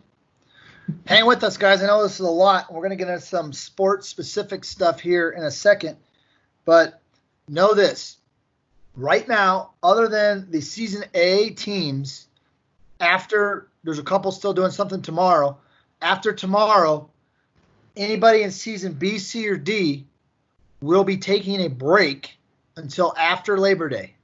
Okay, so that's like 3 weeks, 4 weeks. You'll be taking a break. And the reason is a lot of things, to be honest with you. It's we got to get organized and figure out where we're going to put everybody. We want to make sure that the school year gets started. Teachers, parents, kids are going to have new schedules. We want the kids to settle in and figure out how things work and concentrate on academics. We do not want to have teams practicing and have outbreaks start that then go into the classroom and we shut school down before we even start. There's a lot of factors. And quite frankly, there's so much coming at us. We need some time to breathe and figure out how everything's working. Nobody is starting anything officially till after January anyway, so we have plenty of time. And I'll be real honest with you. I heard a rumor last night. The district was thinking about not letting anybody start anything till October. And I don't know if that'll happen or not. It may not. That just could be just something I heard. But we're just going to go to Labor Day. That way, everybody figures out how things work and we get organized, which we'll talk about how we're going to get organized here in a second. Is there any questions on that? Brandon, have we seen anything yet? It's a quiet group out there. I don't know if I'm scaring them or what the deal is. Here's just a little construction update. We put the new. Jason, sorry, I'm gonna stop you really quick. I didn't realize I was muted. The one question is that taking a break through Labor Day, does that include virtual meetings? Good question. Good question. No, you can have virtual meetings. We want you to stay in contact with your kids. We think that's a positive for a number of reasons. Obviously, the mental health aspect of it and for having them a thing to look forward to and do. Yeah, you can still do those kind of things. We're talking about we're not going in the weight room. We're not going to practice on the floors. We're not going to be out on the fields. We're not going to do those kind of things. But the virtual meetings or discussions or just fun activities and those kind of things, those are all allowed. Yes. Good question. It gives you guys time to get organized and think about how things are going to work too, because essentially we're breaking a 50-year-old cycle of how everything works, and we're trying to figure it out in a couple weeks. Construction. The new scoreboard is up in the South Gym. It's awesome. Hopefully somebody gets to use it this year. That would be great. They redid, painted all of Trophy Hall. It looks awesome. Brent and I have some cool graphic stuff that's going to be going up on some windows. The fields actually look in great shape right now. Other than that, there wasn't a lot of construction for athletics as a whole. That's just kind of the quick thing. The other thing I have recognized coaches. So I don't know if you guys pay attention or not, but by my office, there was kind of two out in the hallway there. There was kind of two older big brown wood glass cases. Those have been ripped out.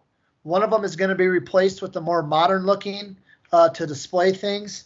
And then on the far wall, kind of down by where the laundry room is, we're going to paint that blue and put some chairs down there for people to sit and relax and have some kids around. But I'm thinking about doing a coaches, recognizing coaches wall there, because I don't think we do a good enough job of that, recognizing you guys and the things that you accomplished. So know that I'm looking at that. So if anybody has any ideas or you've seen pictures of other places that have some stuff that's pretty cool, let me know. Which reminds me, I apologize for this. This is completely my fault. I neglected to mention that Nicole is no longer with us in the athletic office. She has been transferred over to Elevation for the year. I'm not sure how aware you guys are about everything, but we've lost double-digit people from the high school, from different various departments and areas to Elevation, which is the online learning for the district. And so she's gone. The position is currently posted, so we are being allowed to rehire if we're in school. Please note that if we go to virtual learning, that those positions in my office will not be operating during virtual learning. They just won't be operating. There won't be anybody to send emails to other than myself or Bryn or communicate with. But if we're in person, we'll have, obviously Karen's still there, and then we'll have somebody else take that role as well. We actually have a lot of interest, so that's good news.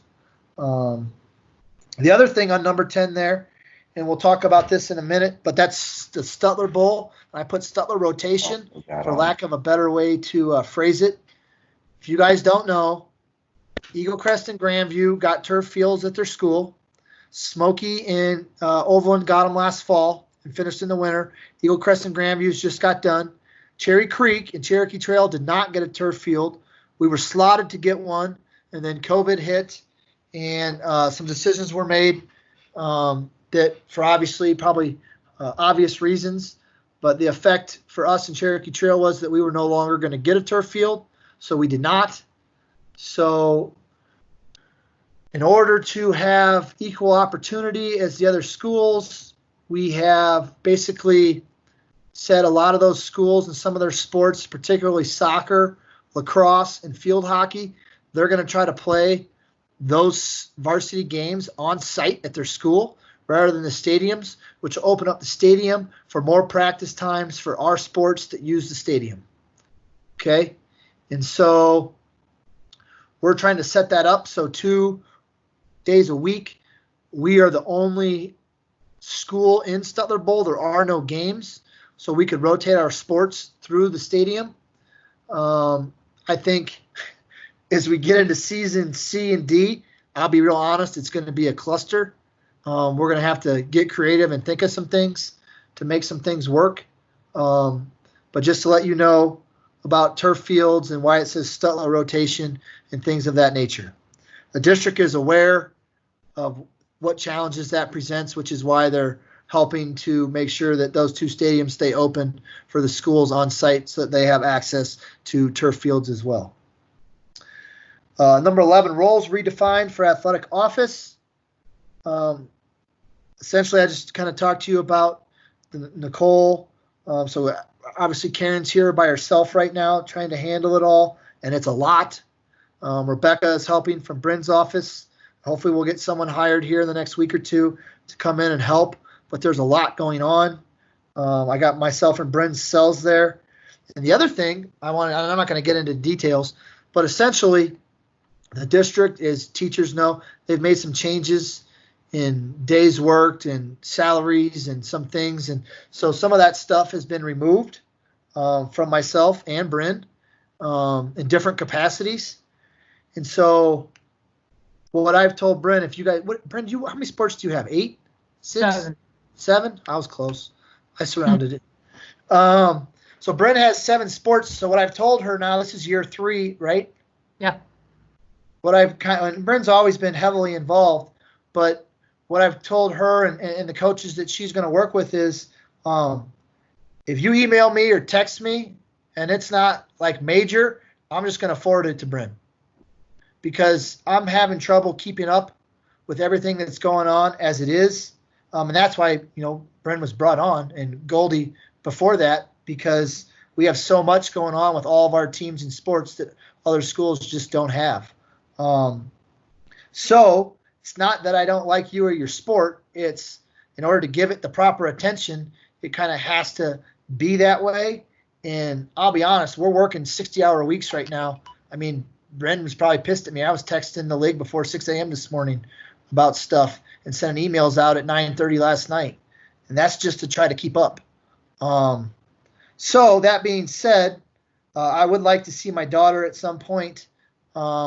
So I got to figure out a way to balance things. So I'm just sharing that with you so you are aware. You can still, I'm not saying don't contact me. I want you to contact me. As I said earlier, we don't want issues. We want to avoid problems. So contact me with questions. But I'm just sharing some other things with you so that you're aware. Okay, CHSA bulletins. If you guys don't know what a bulletin is basically the rule book for that sport for the season. So if you go online right now, you can see the cross country, golf, and tennis, and softball bulletins. Okay? And you can read those. CHSA sent an email out saying for your sport that they will guarantee that the bulletin comes out within 6 weeks of your sport. For many of you, that's not going to be very helpful.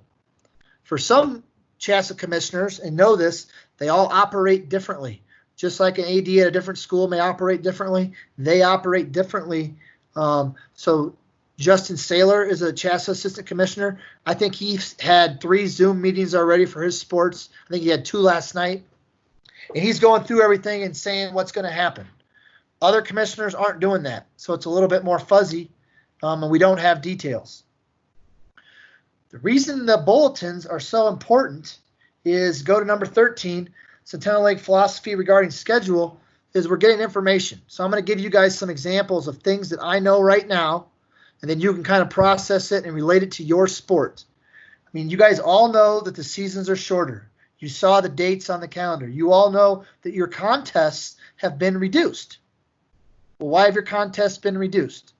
To fit within the season and for less moving parts for COVID being spread. That was a requirement of the governor's office.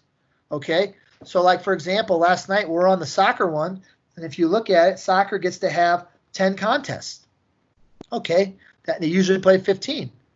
So Chassa tells us last night, and I agree with this, I think it's great. They said all 10 contests will be league games. All 10. Okay, wait, what? So we're going to play our 7 league games like we always do, and then we're going to take the 8 teams and we're going to play a 3-game league tournament. That's our 10. It works out great. Okay, that's how soccer is going to work. Softball gets to play 16. Well, we're playing 12 league games in softball because Overland's not in the league for softball. They're playing independent. But then Overland's going to play 1 non-league game, and then they're going to be in the softball tournament. So 12 league games, a non-league game, 3-game tournament for Centennial League. There's the 16 games. Softball isn't playing anybody outside our league. Soccer isn't playing anybody outside our league. Let's look at ice hockey. That came out last night. Ice hockey. We have 7 teams in our league. They're going to play everybody twice, which gets to 12. And if you look, they have a 13 game is what they're allowed. So there's one more game, right? Hockey came out with a chart and said, here's regions. We've broken schools into regions. For your extra game, you must play a school in that region.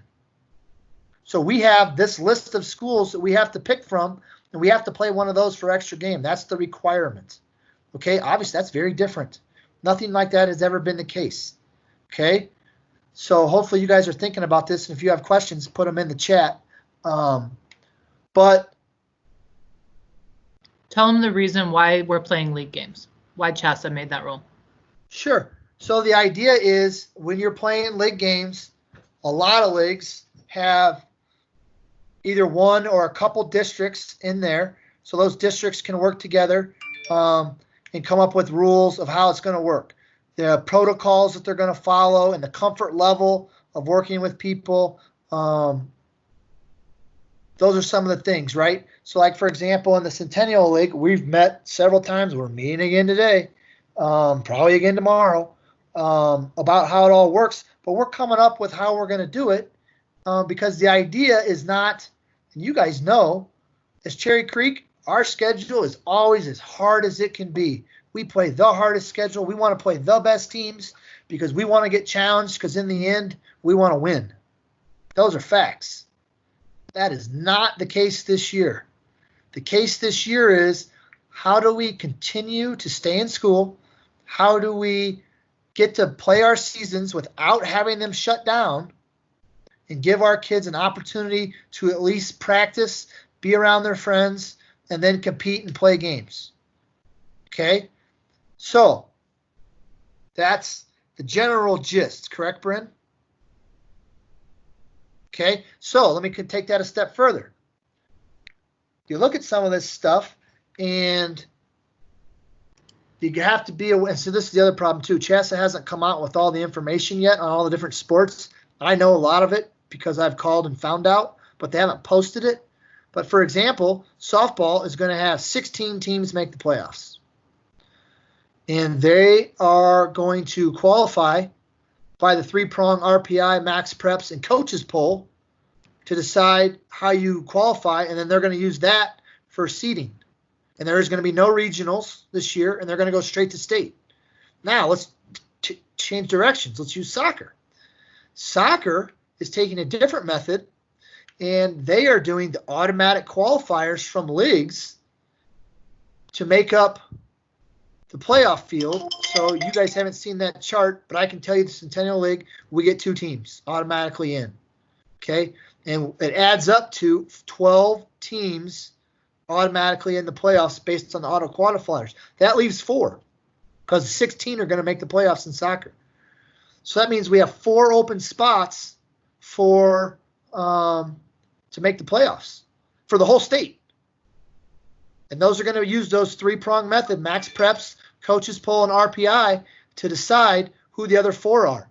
Then, pay attention, once those 16 are gathered, they're going to make the playoffs based on geography. If number 1 and number 2 are right across the street from each other, that's irrelevant. They're going to play the first game.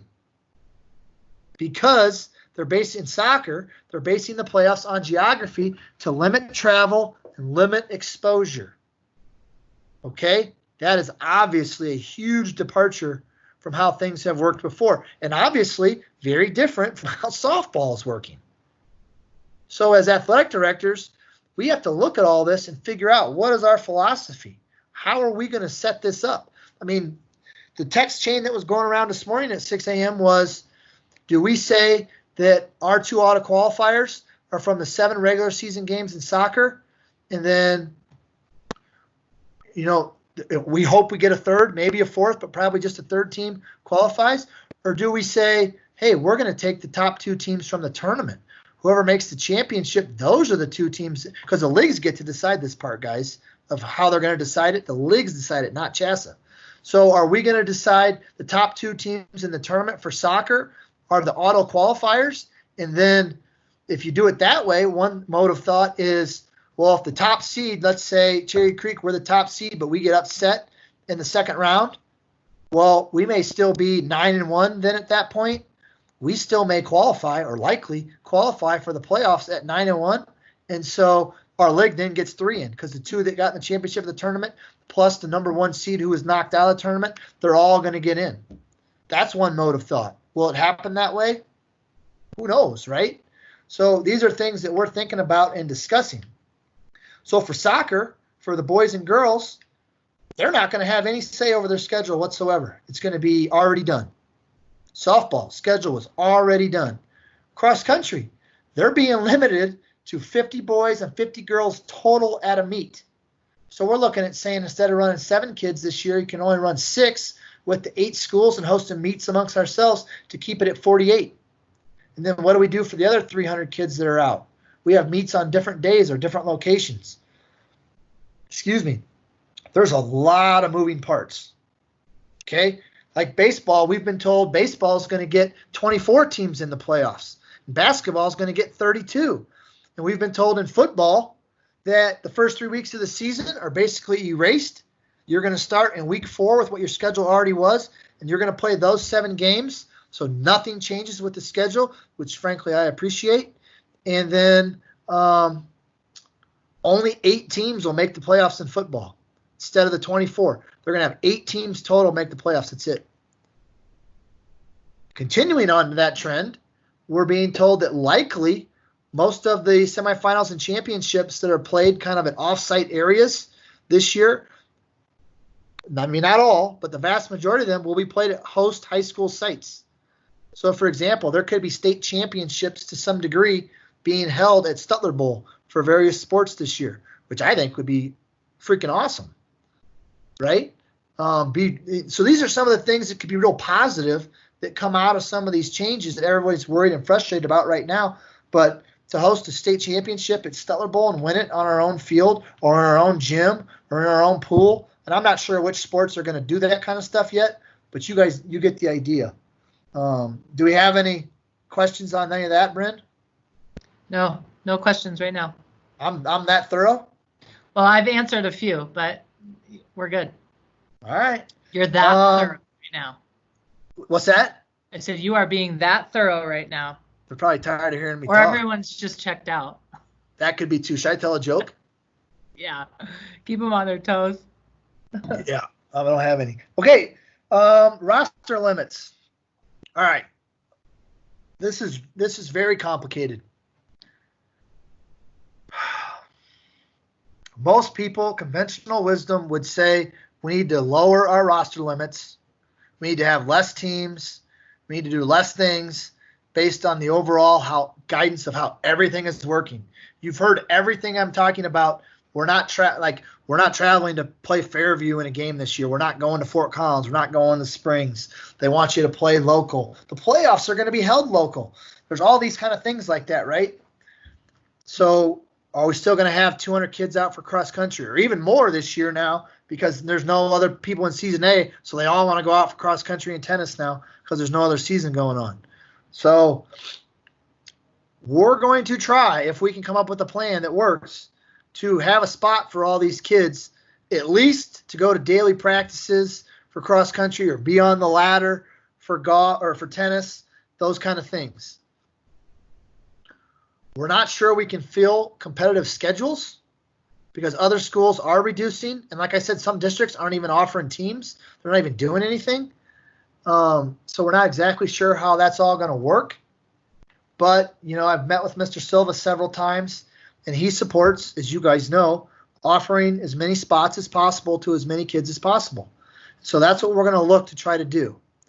But if you look at 16, it's kind of a combo with 15. If you start looking ahead, and I think we can pull it off for season A, but we start getting into B, C, and D, and you look at some of the dates of when things end and when they start and what field spaces we have available, and you see that season C is starting, you know, on March 1st, and the weather that we have then, and those kind of things, and where we're going to put people in season D, they're going to want to be practicing and doing stuff as they ramp up for their season while season C is going on. And probably while season B is going on, and probably this whole fall too.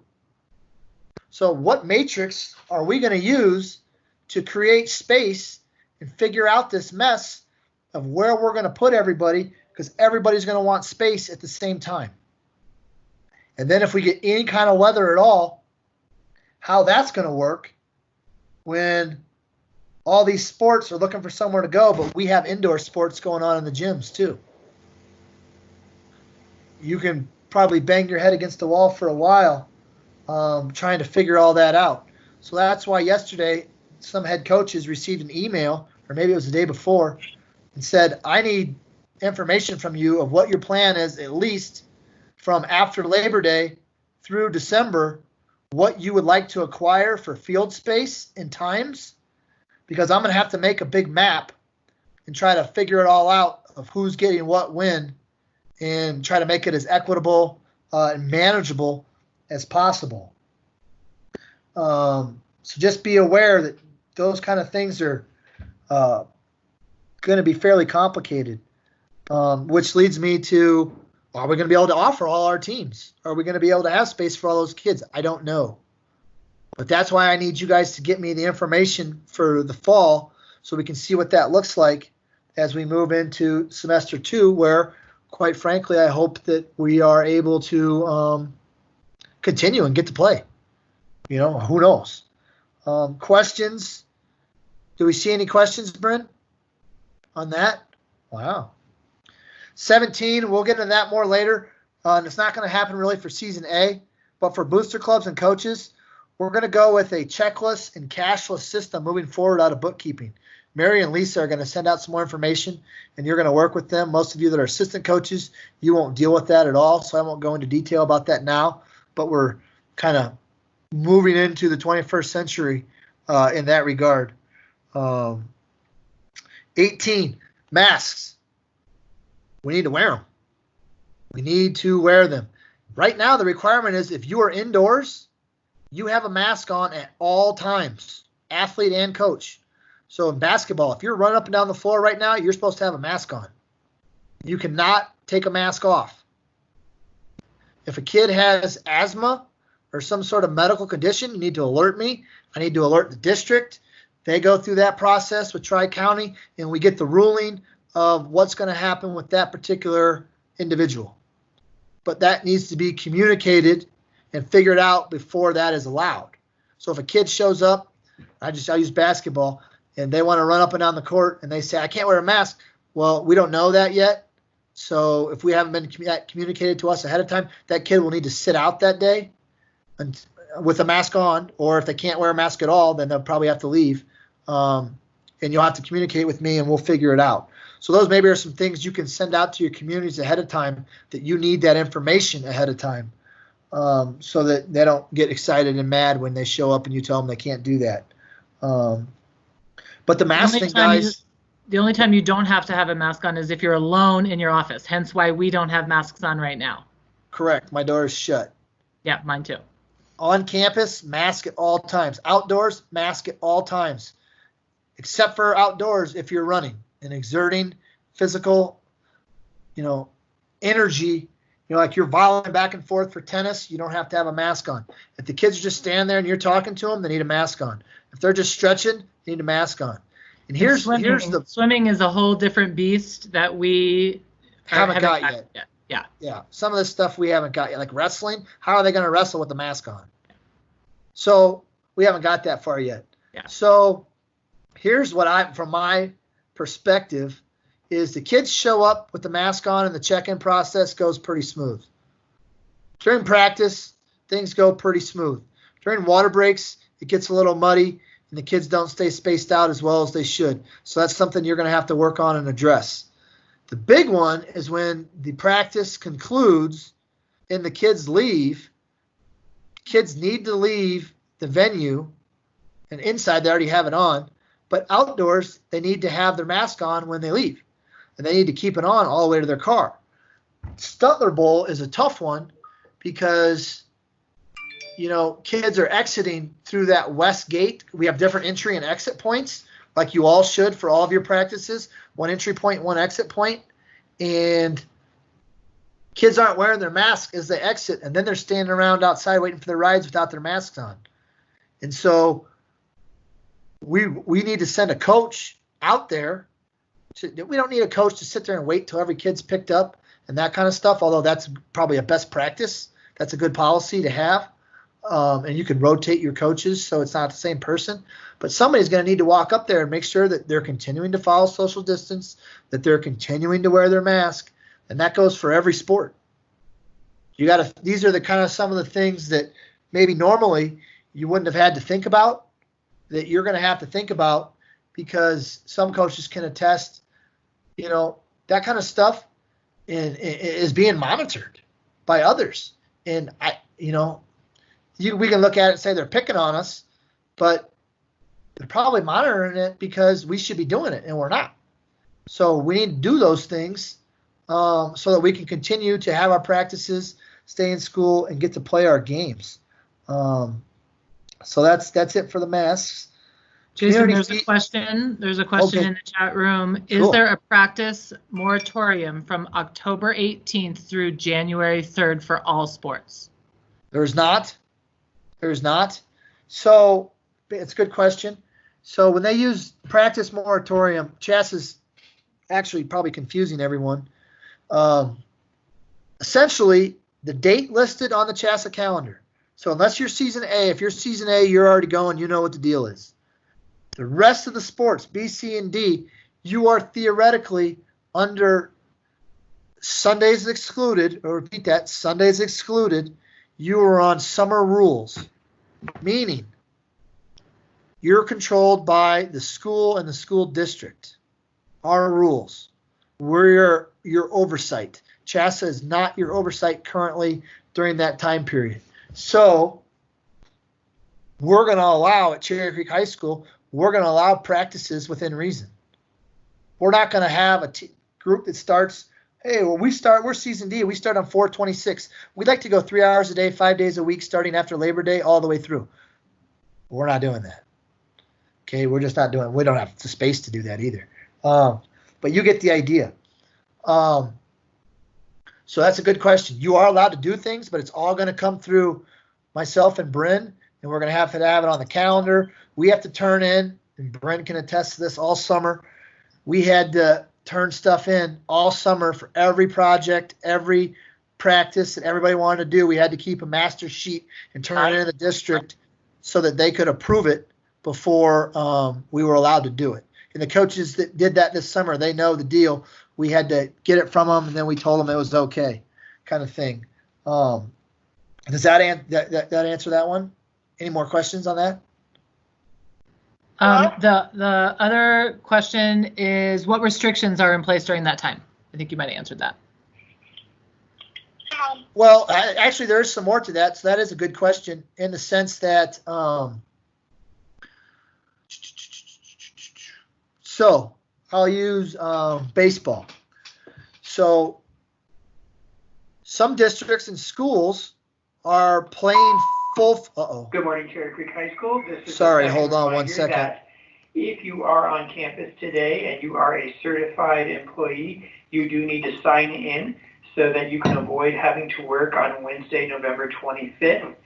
You need to sign in with your coordinator, so you do not need to come to the main office this year to sign in for today's work. You just do that with your coordinator. Also, when you are on campus, you need to have your mask on at all times. The only time that you would have it off is when you are in an enclosed space by yourself, or if you are eating or drinking. Other than that, please keep your mask on. It's also important that we wash our hands regularly and that we're respectful of our colleagues' space. We're all returning with different comfort levels, and so it's important that we're mindful that what we're comfortable with might be different than what a colleague is comfortable with. This is the first day back for many people, and I think each time you come here for the very first time, it's pretty challenging, and each day seems to get a little bit easier as you know how to navigate this place and navigate conversations and navigate spaces with other people. We're happy to have you back on campus. If any of you are also working on your classrooms and you're wanting to get rid of some furniture, you can coordinate with Kevin Ulick. He did send out an email, but we do have storage areas, including trailers where we could put extra furniture. I will cover some of this also in my welcome back meeting on Tuesday. And Marcus McDavid is sending out an email that has information for that meeting on Tuesday. Thank you. Have a great day.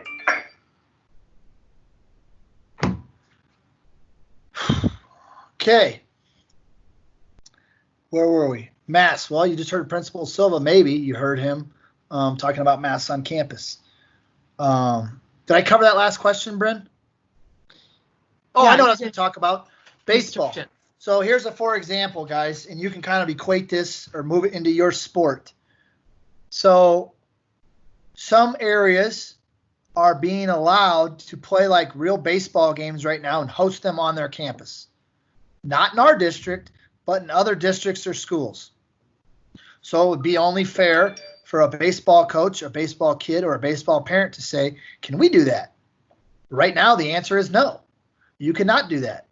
And I verified that yesterday with the superintendent's office that we are not doing those kind of things right now. So if there was a basketball tournament at Metro State and Coach Dertinger, Coach Evans wanted to go put the team in there and play, right now we are not allowed to do that. Now, that's all subject to change. That could change.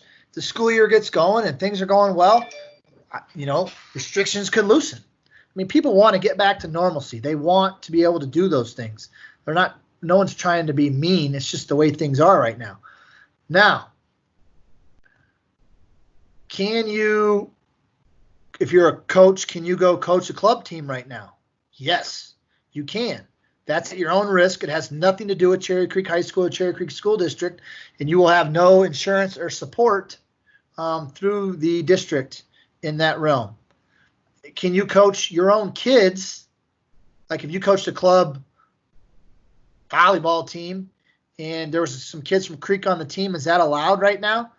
The answer is yes, it is allowed. It's not allowed on Sundays. I'll repeat, it's not allowed on Sundays because you're in the CHSA calendar right now. So you cannot do things on Sundays right now with your kids. We've asked CHSA to look at that and consider changing that. But at this point, it hasn't happened, although it could. It has not happened yet. So know that if you go coach your own kids on a Sunday for a club team right now, you would be in violation and we would have a problem. Our team would likely be removed from the playoffs and you would be suspended. So that would not be good. Those kind of things could change. Right now, I got to be honest with you, really all we're doing is practicing, albeit in a limited social distance capacity on our campuses, and that's all we're allowed to do right now. Hopefully that kind of helps with a couple examples, give you some feedback. Now, if you're doing things out there on your own, and whatever those are, that's on your own. Okay? Brent, any comments on that topic? No, I think the questions that were on there have been answered. If not, you guys type them in. But I think I've answered a few in the chat room that Jason isn't addressing. Otherwise, Okay. you got it covered. Okay, number 19. And I don't know if Coach Dusto's on here, but community feedback due to COVID. We receive a lot of it. And the biggest one all summer was cross country, because they're out in the community and people are seeing the kids running, and we get calls every day and emails every day. The Cherry Creek kids are out running and they're not social distancing. I'm not kidding you. We get them every day, every single day. Somebody calls us and says, and to be honest with you, I don't even know if it's Cherry Creek kids or not. I don't know how they know. We're not in uniforms. Maybe some of our kids have stuff on, but I can't always tell what age people are anymore. So the bottom line is people in the community are watching. And guys, I know that if you're in Douglas County and you go to some of the fields out there, people don't have masks on. Kids, coaches, they don't have masks on. They're doing whatever the hell they want. I know, I get it. I know that other places, I know Brent told me a story, her kid played in a lacrosse game, feels like it was somewhere up north maybe, and they were in the Dix, and they were in the championship, and parents had to stay in cars. They couldn't come in and watch at all. So They to just me, stay in the parking lot. parking lot. So those are two very different things in different areas. So I get it, and I get somebody, well, our club team is doing all this stuff. That's great. That's great. I'm happy. My daughter's going to soccer in the morning right now, and she's not wearing a mask at soccer. She's going to dance. She's going to swimming. You know what I mean? We're out doing stuff, but when we're at school and through the school stuff, we have all these rules that we have to follow, and they're really non-negotiable. I wanted to save the best. Let me see. Do we have any questions left? I have one more topic, and it's a positive. I was trying to save the best for last to end on a positive note. We didn't send the sheet out yet. We will, because we just got it yesterday afternoon. But the good news is, guys, almost, not quite, but almost all coaches are getting a pay raise. All paid coaches are getting a pay raise, mostly. And it's a whole new thing. So I'll just go over it real quick. Some of you that have been coaching for a really long time are going to laugh and think this is kind of funny, but it's good. Basically, there's a whole new scale. Everything that you've known before is basically wiped out. So now it's, if you are in the 0 to 10-year experience range, 0 to 10 years, you're in one category. You're in one column, and you get paid that way. If you're at 11 years or plus, you move to a different column, and you receive different pay. So that means Mark Johnson hasn't got a pay raise in 37 years or 38 years, whatever it is. He's going to get his first pay raise for baseball in 38 years. So congratulations to Coach Johnson. Okay, and there's some others that aren't that far behind. I'll send this out, and it shows the category, and it shows the steps and the pay. Essentially, I'll give you, I have not had time to study it. I glanced at it, but here's my general consensus. If you're like Coach 1 year through 7 years, you're getting a pay raise. If you're like on 8, 9, or 10 years, you're probably right around where you were until you jump up to 11. Okay, but if you're like a first-year coach or second-year coach right now on the pay scale, you're probably going to go up like $800, $900, which is quite a bit considering what the year-to-year was before. So are we getting some comments? Yeah. Dave Veers is asking if Coach Jay deserved a pay raise in the last 30 years. Well, he did not, Coach Veers. He did not deserve a pay raise until you came on the staff. And then after watching how you act, he deserves a pay raise for putting up with that. I like those apples. What's Bailey asking? She's asking if it's still, if due to the shortened season, are they still getting paid the same? Good question. That's a really good question. I can give a little more info on that too, because obviously money, albeit we're not in it for money, we like it and we want to keep getting it. Here's how it's going to work. This is not finalized, but basically we've been told this more than one time So I'm assuming it's real close to being finalized because this pay scale thing just came out yesterday. See, let's use softball as our example because they're starting right now. So the softball season. On my little sheet, it says softball will end. The championship is on 10/10. So after the season is complete, a coach will now receive, if they're paid, right? I know some of you are volunteers, and thank you for that. You are paid your full stipend. Once the season is complete, you get your full stipend. Last spring, as you recall, if you were a spring coach, you all got your stipends. And most of you got 1 to 2 weeks into the season. That's not the case this year. If there's a big COVID outbreak in 2 weeks, everything gets shut down, coaches that are in season A will receive a prorated payment for how much they got through. Okay, that's not, just so you know, by the way, none of this is decided by me. I'd pay all of you a lot more than you get paid. But this is how the district is operating this year due to the unknowns, and it makes sense because they don't know what's going to happen. And if you haven't paid attention, we're in a huge budget deficit crisis. They're going for a bond budget in November during a pandemic, which is very interesting. So hopefully that passes. Or if that doesn't pass, by the way, we're going to be in a world of hurt. Just so you know. There'll probably be 1 to 2 levels per program competing tops. That'll be what happens. Just so you know. Always, of course, subject to change. But the point is, that's how pay is going to work. So you used to get 3 stipends, 3 checks. Now you're going to get 1 at the end. Okay? Does that explain it fairly well, Bryn? Yeah.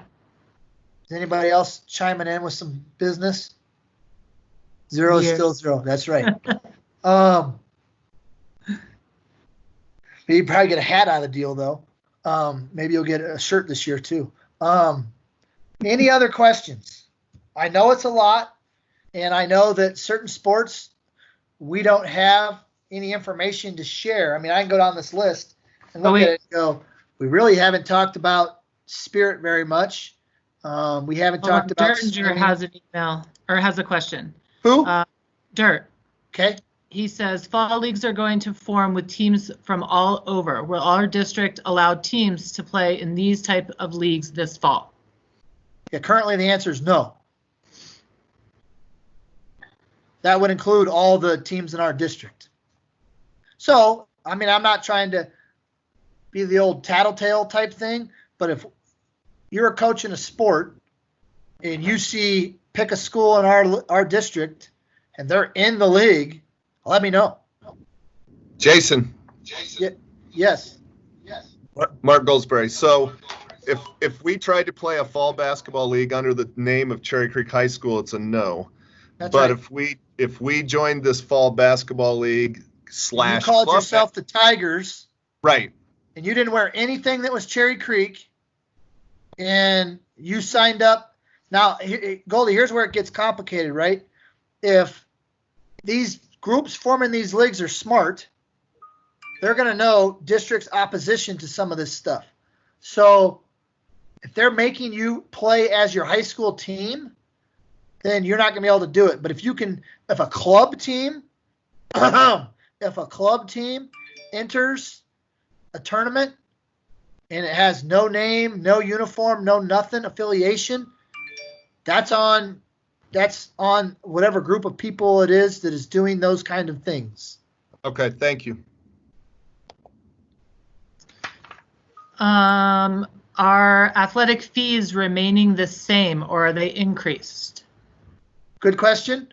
They are remaining the same, I believe, for this year, and the plan is to increase them next year. Yep. Our fall tryouts, even after we did spring-summer tryouts and had 3 days allowed? What? Our fall tryouts, this is from Caitlin Atwell Cheer. Our fall tryouts, even after we did spring-summer tryouts and had 3 days allowed? So is she trying to say they already made their teams and they have to do it again? Caitlin, you can unmute yourself. So we made teams, but we were hoping to have fall tryouts to increase the numbers on our teams. Got it. Yep. You can do that after Labor Day. Okay, cool. I'm just going to bring your attention to what Karen says in the chat. If your name is not appearing, if you called in from a phone number, she is taking attendance, so I can check that off in the coach's clearance. Make sure that you tell her what your phone number is so she can match the two up. So you get credit for being here. Good point. Good point. And guys, so let me give you a few more examples just to wrap your brain around it. I know that soccer, I went over earlier how that's going to work with the 10 games in the league. I've been told volleyball, that's not the case. So different commissioner, different rules. So you got to understand, as a league, we need to figure out how to navigate that and keep that in our mind with decisions that we make as we move forward.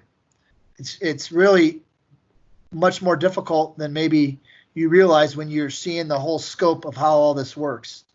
Like, for example, boys and girls lacrosse just made new leagues, and the leagues were designed to be stronger and weaker on purpose.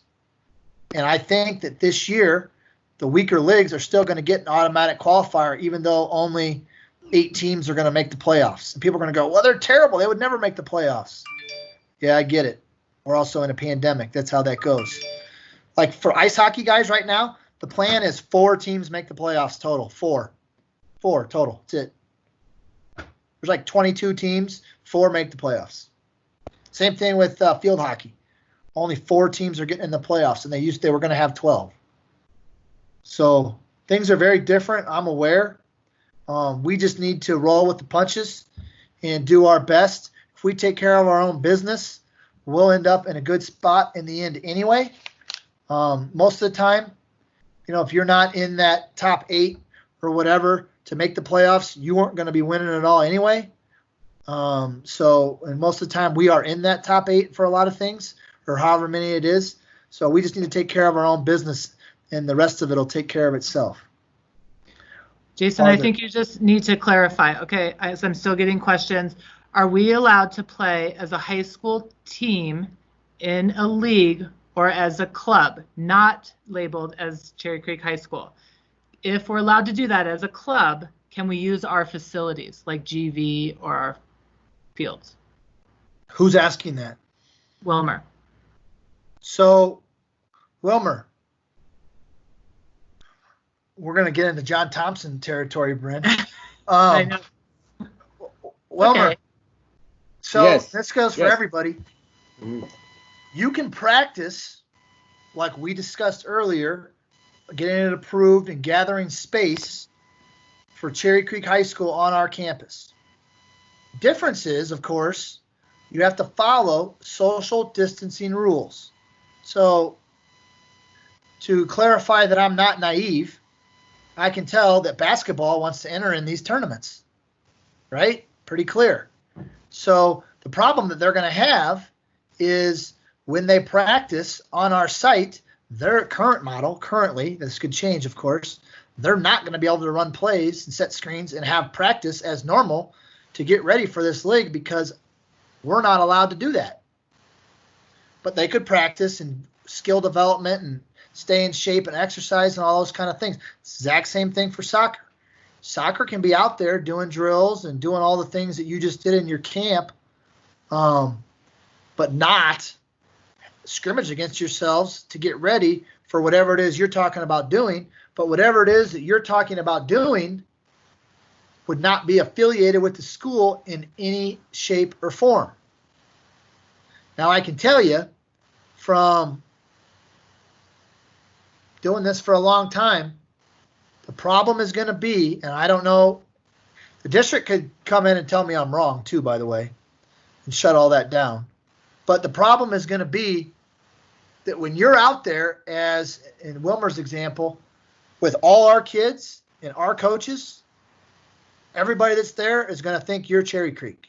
It doesn't matter if your name says the Tigers on the line and you're wearing, silver and green uniforms that have no creek colors at all, people are going to say, well, wait a minute, what? So it gets very, very complicated. So I know everybody wants to get better and stay engaged and do all these things. Totally get it. I do too. Now, Jason, but here's the other scenario. Kids, at the end of the day, the kids want to stay together, the whole Sure. as a group, Yep.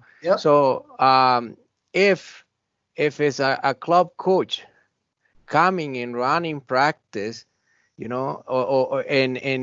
then is involved with CSA, the Colorado Soccer Association, as a club, and playing games on Saturday, not me involved at all.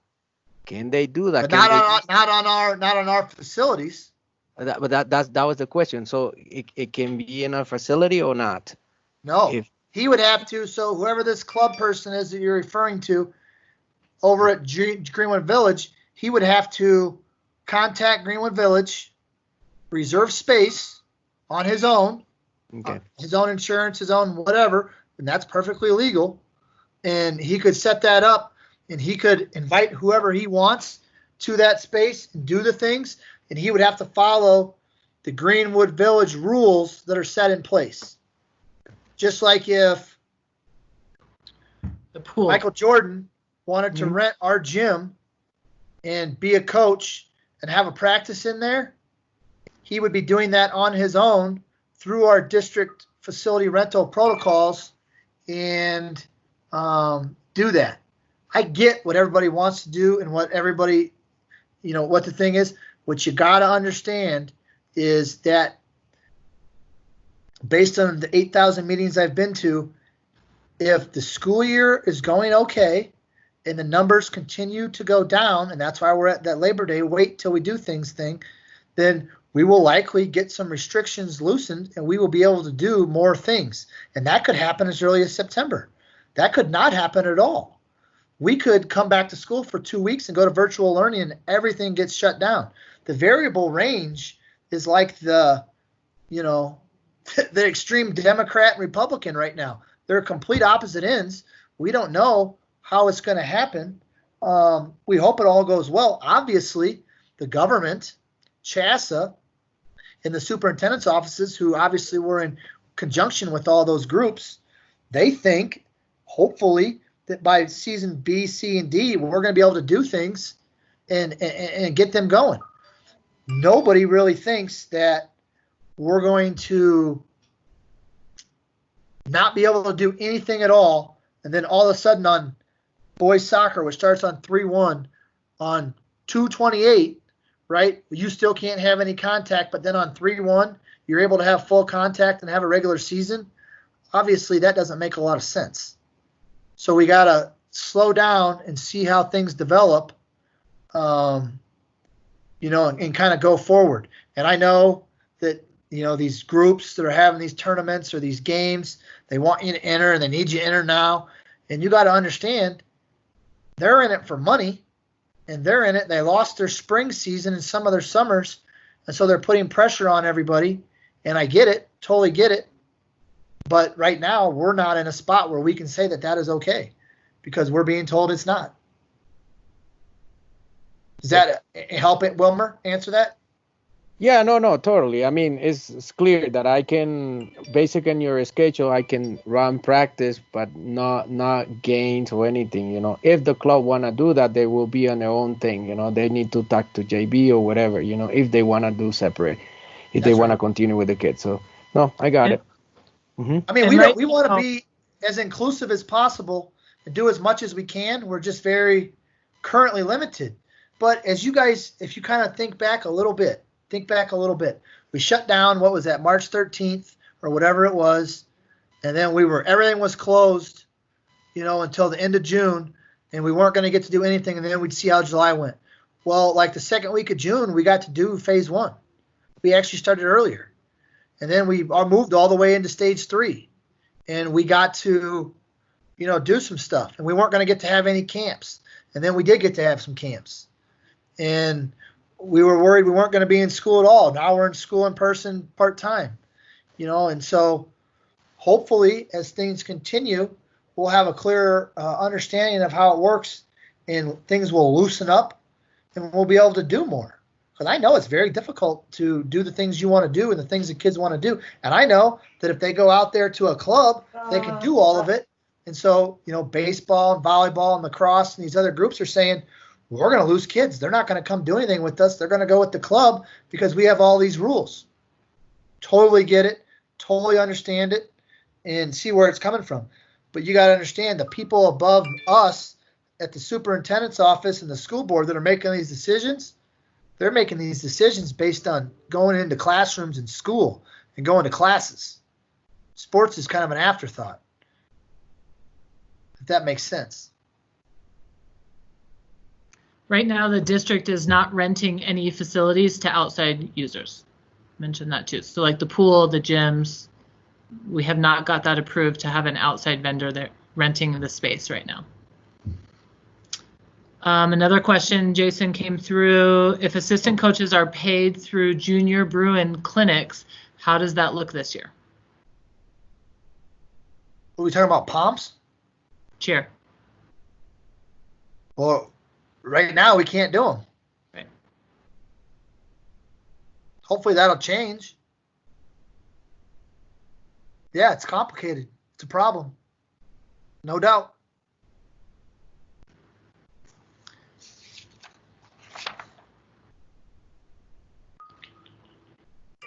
Are any others coming through? No other questions. Okay. Did you talk about transfers and the sponsorship through the new board? If you did, I missed it. Basically went through the sponsorship and the new board, said we'll talk about it later. Okay. We have that. We'll email that out to you guys later about that. Hopefully it's a way that if we get to have sports that families can get some sponsorships and help pay for their stuff. And the program itself can raise money that way. That's why we created all that, so that you guys can raise money for kids and programs, and we do all the work, and you guys really don't have to do anything. And then transfers, we did talk about that. Okay. And so you guys know, CHS is having like emergency meetings and changing rules to kind of combat some of the things that are in place with transfers or the 365-day rule and things of that nature. They've already had emergency board votes, and there's a lot of things going on for sure. Anybody else? So here's the bottom line. If you are in season A, you're already going. If you're in season B, C, or D, Bren's going to keep working with the head coaches and you guys to get everything cleared, but you need to have it all done before you can work with kids. The good news is we've extended that you can't work with kids till Labor Day, so you got a little bit of time to make sure you get everything done before Labor Day, which also gives Bren some time to work through it all because this isn't the only thing she's doing right now either. So please just take care of that administrative paperwork because that'll make life easier for everybody else. Watch the What You Need to Know videos, your Planet High School stuff, those kind of things. Call me with questions. And as I said, what Brent and I will start doing as we gather more information for seasons B, C, and D, we'll set up like a Zoom or a Teams meeting with the coaches in that program and set aside a half hour or 45 minutes and talk about those program specifics. But today we just wanted to get the general information out there, and obviously there's a lot. In my opinion, getting your coaches cleared and figuring out what system works for you for your monitor, your logs, and how you're going to do that would be the things that I would tackle first. And I would also get me the information of the space you would like to acquire from Labor Day basically till finals in December, so that a week from now I can get a master schedule out and everybody can see and families can see kind of what that looks like for them as you go through the year. Keep it in mind that 3 days a week, half your kids aren't even on campus. And that changes depending on what day it is. All right. Thanks for your time. Just under 2.5 hours. That's pretty good considering Good job. all the stuff. I might be able to talk tomorrow. All right. Well, hope everybody enjoys everything. Like I said, just reach out to us. Thanks, you guys. All right, hold on. Stay on here 1 second if you want to see this. Like I'm getting this email right now. Sunday contact rule from CHSA. Oh, somebody found out it was my birthday, huh? Tomorrow's my birthday. CHSA has received numerous requests to revisit Sunday contact rule.